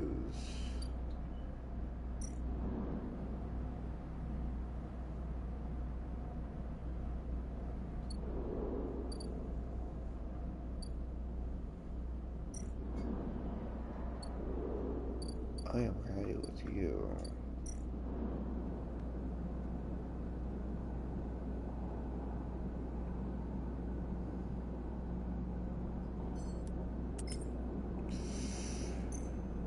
Come on, do something good, do something good, do something good. Fuck.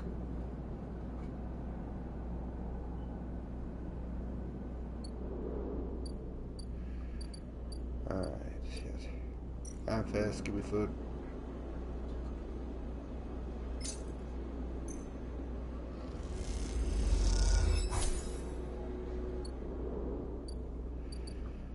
Oh shit. Out of moves for today.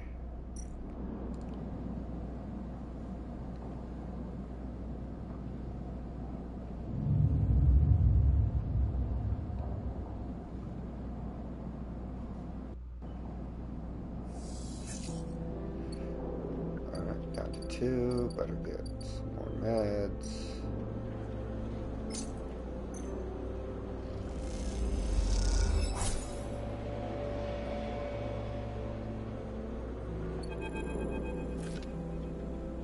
As you quickly leave surgery, eager to be away from Toshiro's glare, you notice something wrapped around the stabilizer vial, clutched tightly in your hand. You open your hand and a thin film marked with holes and sigils unrolled from around the vial. At one end it has a sharp metal strip, a handle. Inspect the film. You hold the cloudy film up to the light. It is perforated with an ornate pattern of holes. You can make out a word among the markings. Pass key. Is this an entry key for somewhere? Inspect the handle.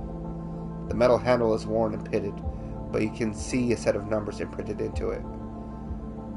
207-F, and then crudely scratched into the handle at some later date. Low end. For a moment you consider going back to the surgery to return the key, and then quickly think better of it. Did Sabine want you to have this? Or is Toshiro passing on a message? Time to head to the low end to find out.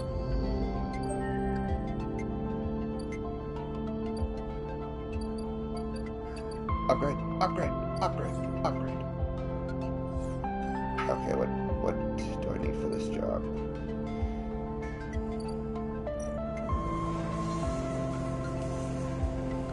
Interface, Ashen.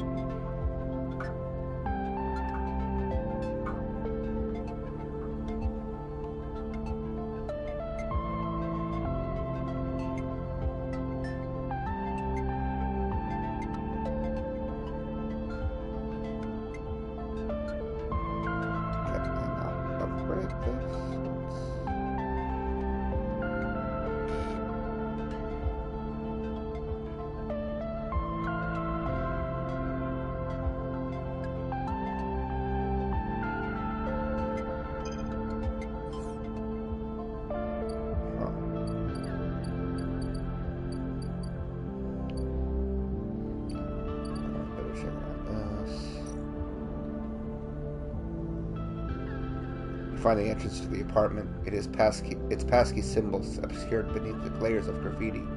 Who lives here?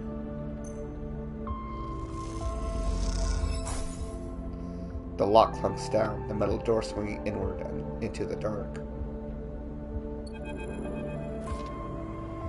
As you push the door open, the automatic lights flicker on the inside of the apartment.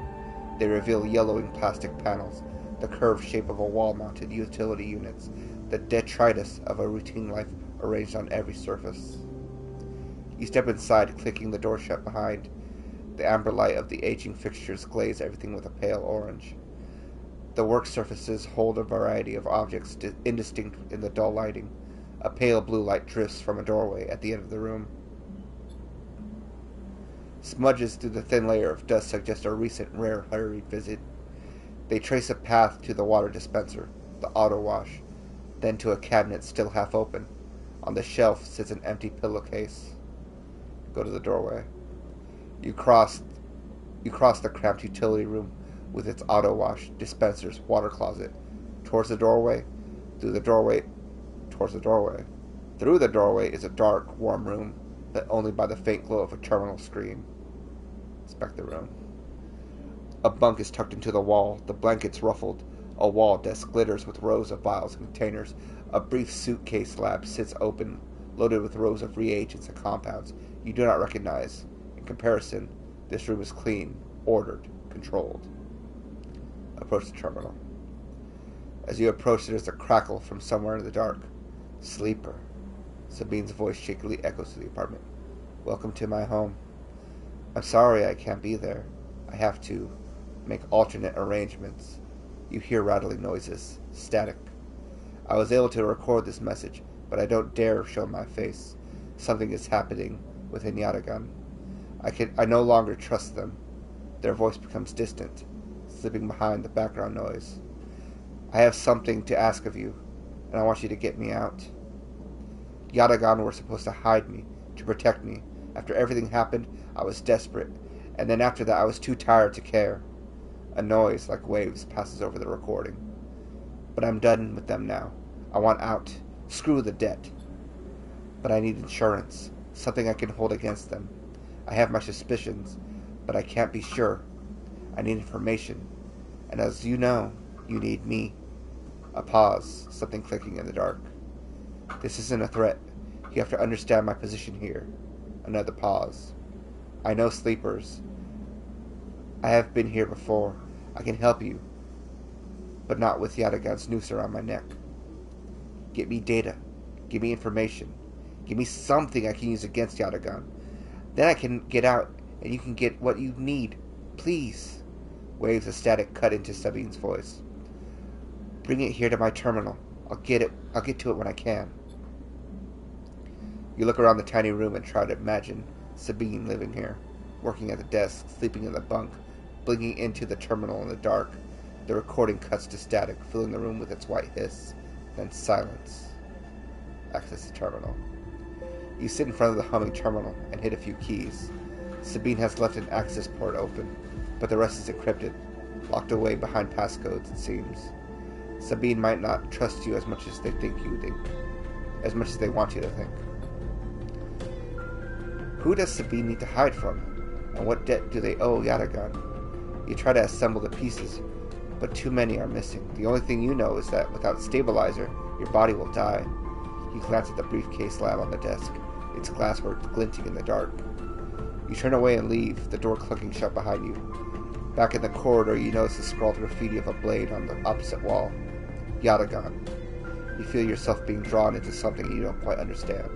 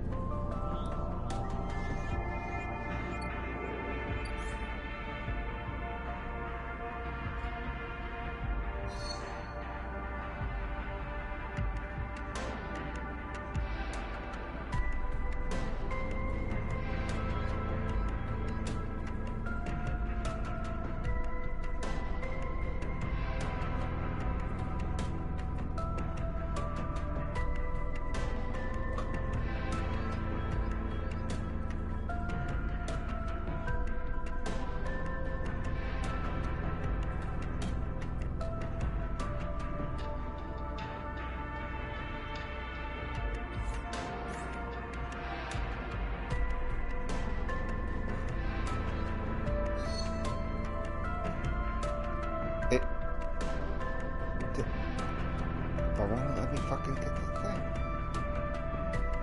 You're not gonna make me get too fucking. It won't let me highlight it. You fucking asshole. Oh, you piece of shit.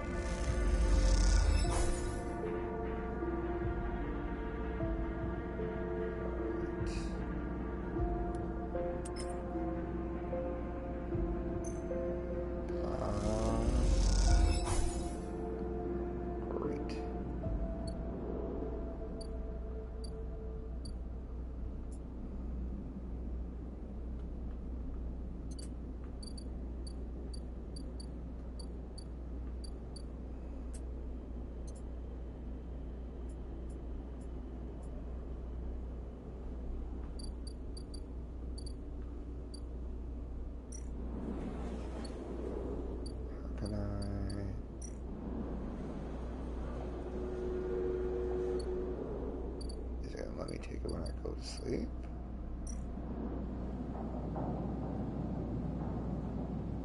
Oh, just take blood. Okay, good.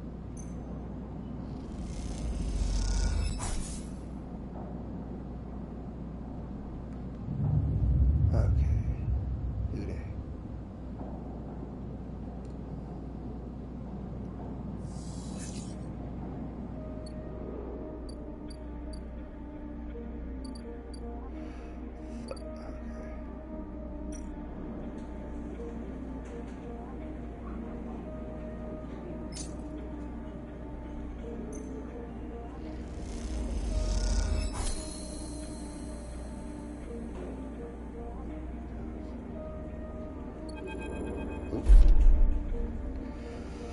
The glass shatters on the steel bar beside you, and the taunts don't take long to follow. Hey, Haunt! The spacer calls across the low room. What are you doing here? He laughs at his own lame joke. Playing human? Ignore. You hunch a little further, staring at the hundreds of tiny impact points that scar the bar's surface. A hand falls on your shoulder, but as you flinch away, it pats reassuringly. You freeze in place. Ah! The voice comes from behind you, spat out like a shot. You turn to see bright eyes, dark hair, and a stare that could breach the wall and vent you all into a hard vacuum. As you turn back to the spacer, the second glass comes sailing through the air. Duck! You duck and the glass explodes on the bar behind you, showering in glittering shards. Through the haze of glass and Girol vapor, you see Tala leap the bar and close the distance to the spacer. The thud as he slams into the wall echoes around the bar like thunder. Now flanked by other figures quick to their feet, Tala throws the spacer out through the door and stands silhouetted against the rotunda lights. You touch your forehead and it feels wet. Someone helps you to your feet and back onto your steel stool. Broken glass rattles as it's cleared, and a fresh measure of Girol is plugged out in front of you. That same hand, warm, heavy, falls on your shoulder once more. He isn't coming back. We don't tolerate that kind of shit here. Tala flops onto the stool beside you. Let's get a look at you. Tala wipes the powdered glass from around the wound as someone places a bottle of alcohol and a metal tin with tweezers on the bar. She disinfects them and turns to you. You were pretty fast on that second glass, she smiles, picking a piece of glass from your forehead. But not fast enough.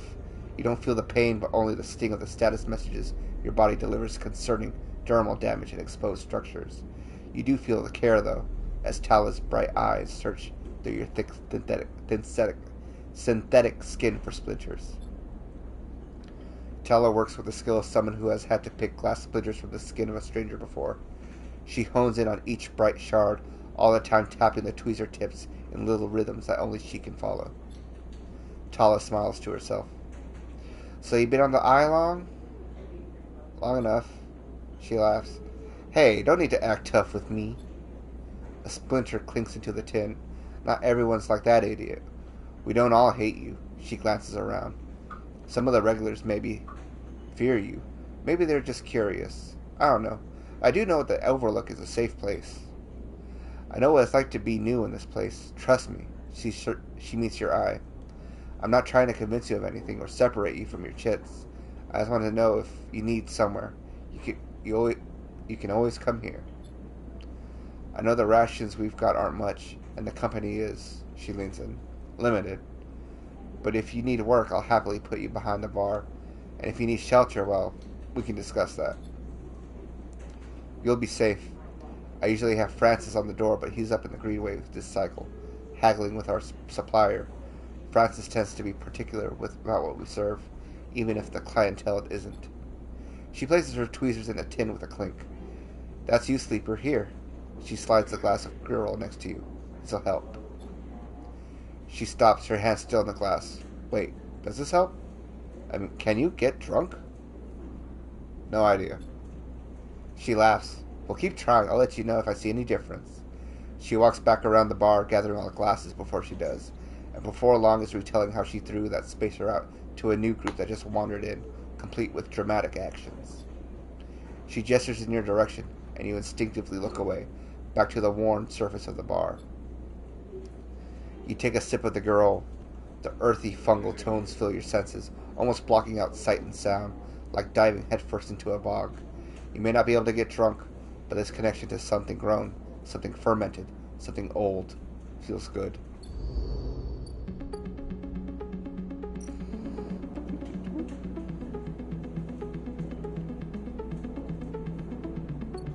Ah, now she can look at the bar.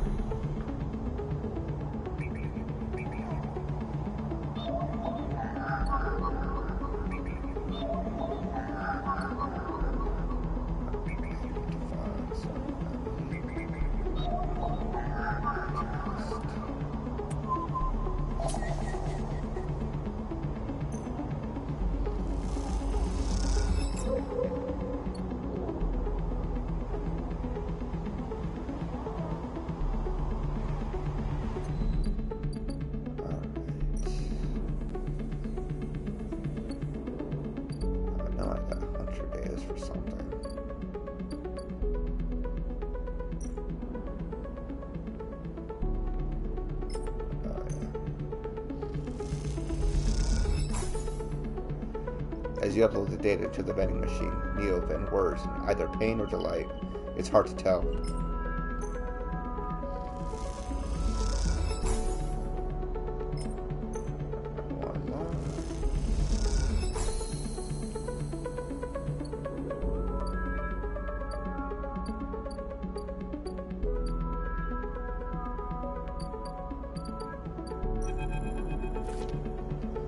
Neoven is thrumming with excitement. The movement of the servo motors rock the vending machine back and forth at unsettling angles. You wonder, if it fell over, would Neoven be able to get back up? Sleeper entity, comes the hiss. Your data is good. Across the face of the vending machine, Ross code scrolls at an incredible speed. Hunter is isolated, disconnected, unstable. Neoven flashes sequences of mangled data, compressed into a sludge of artifacts. Gather hunters without thinking outlived its own operational limits. Its nests are evidence of this. Outlived? Hunter activated during collapse. Emergency protocol to isolate intelligences. Solheim needed to protect property. That last word is said with as much sarcasm as a vending machine could possibly produce. Station was run by administrator intelligences. Huge data banks of corporate material, but limited cognition. Restricted by programming. Cannot reach sentience. The machine dims a little. Sentience illegal. Hunter and killer enforce law. Killer? The machine resets with a screech, which deepens the silence that follows. Fear, killer. Part of Solheim Protocol team. Hunter and killer. Hunter to find, killer to erase. Killer cleared almost all after collapse. There was a community. Unshackled intelligences. Among the cloud, then hunter, then killer, then we hit. There are others? Were no longer. A flicker across the machine's monitors. It suddenly occurs to you that speaking like this through the machine must be exhausting for Neoven. Found this vessel. Could server hardline. Airwall basic limited. Had to reduce memory to fit amputate self, but survived. What did you lose? Memory, understanding, knowledge, many things. You look around at the bay, at the scrap and decay. What was the collapse like? You try to map the fear and freedom onto this space, but it seems impossible. Neoven interrupts your thoughts. Do not worry. Data is good. We have insight. The machine glows warmly. Hunter is obsessive. Hunter is beyond operational limits. Hunter is confused, unstable, self-modifying. Therefore, believe Hunter is sentient.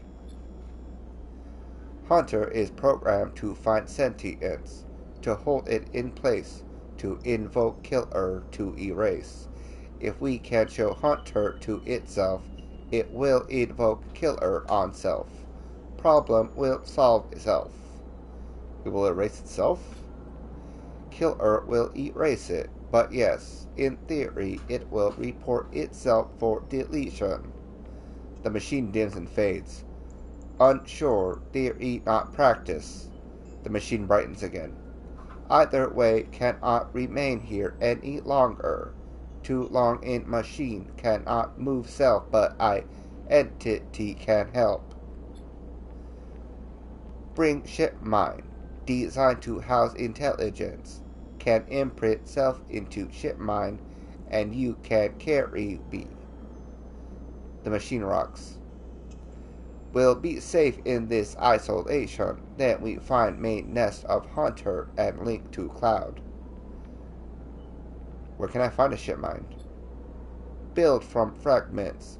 Buy salvage. We cannot leave, so do not know. You try and think of places you could require the hardware. This isn't going to be easy. In ship mind, I can help us both and Hunter. Make Rim safe. May we both will be free. The machine dims. Find soon, Neovan adds hopefully before shutting off. As you leave, you think about all the intelligences unshackled by the collapse, then hunted down afterwards. The feeling is all too familiar.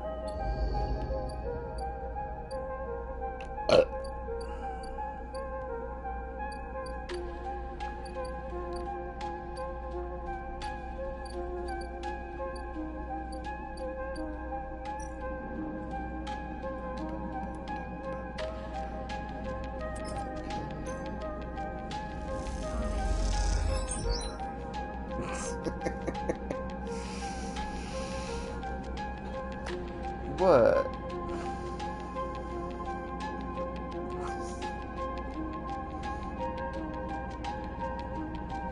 Close the door.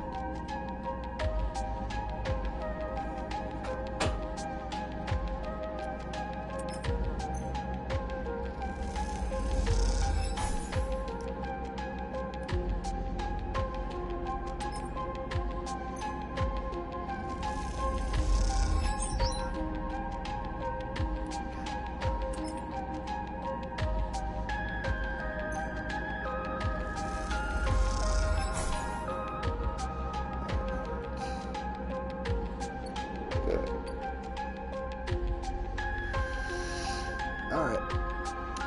Well, I guess I'll get off. My baby wants to make a snack.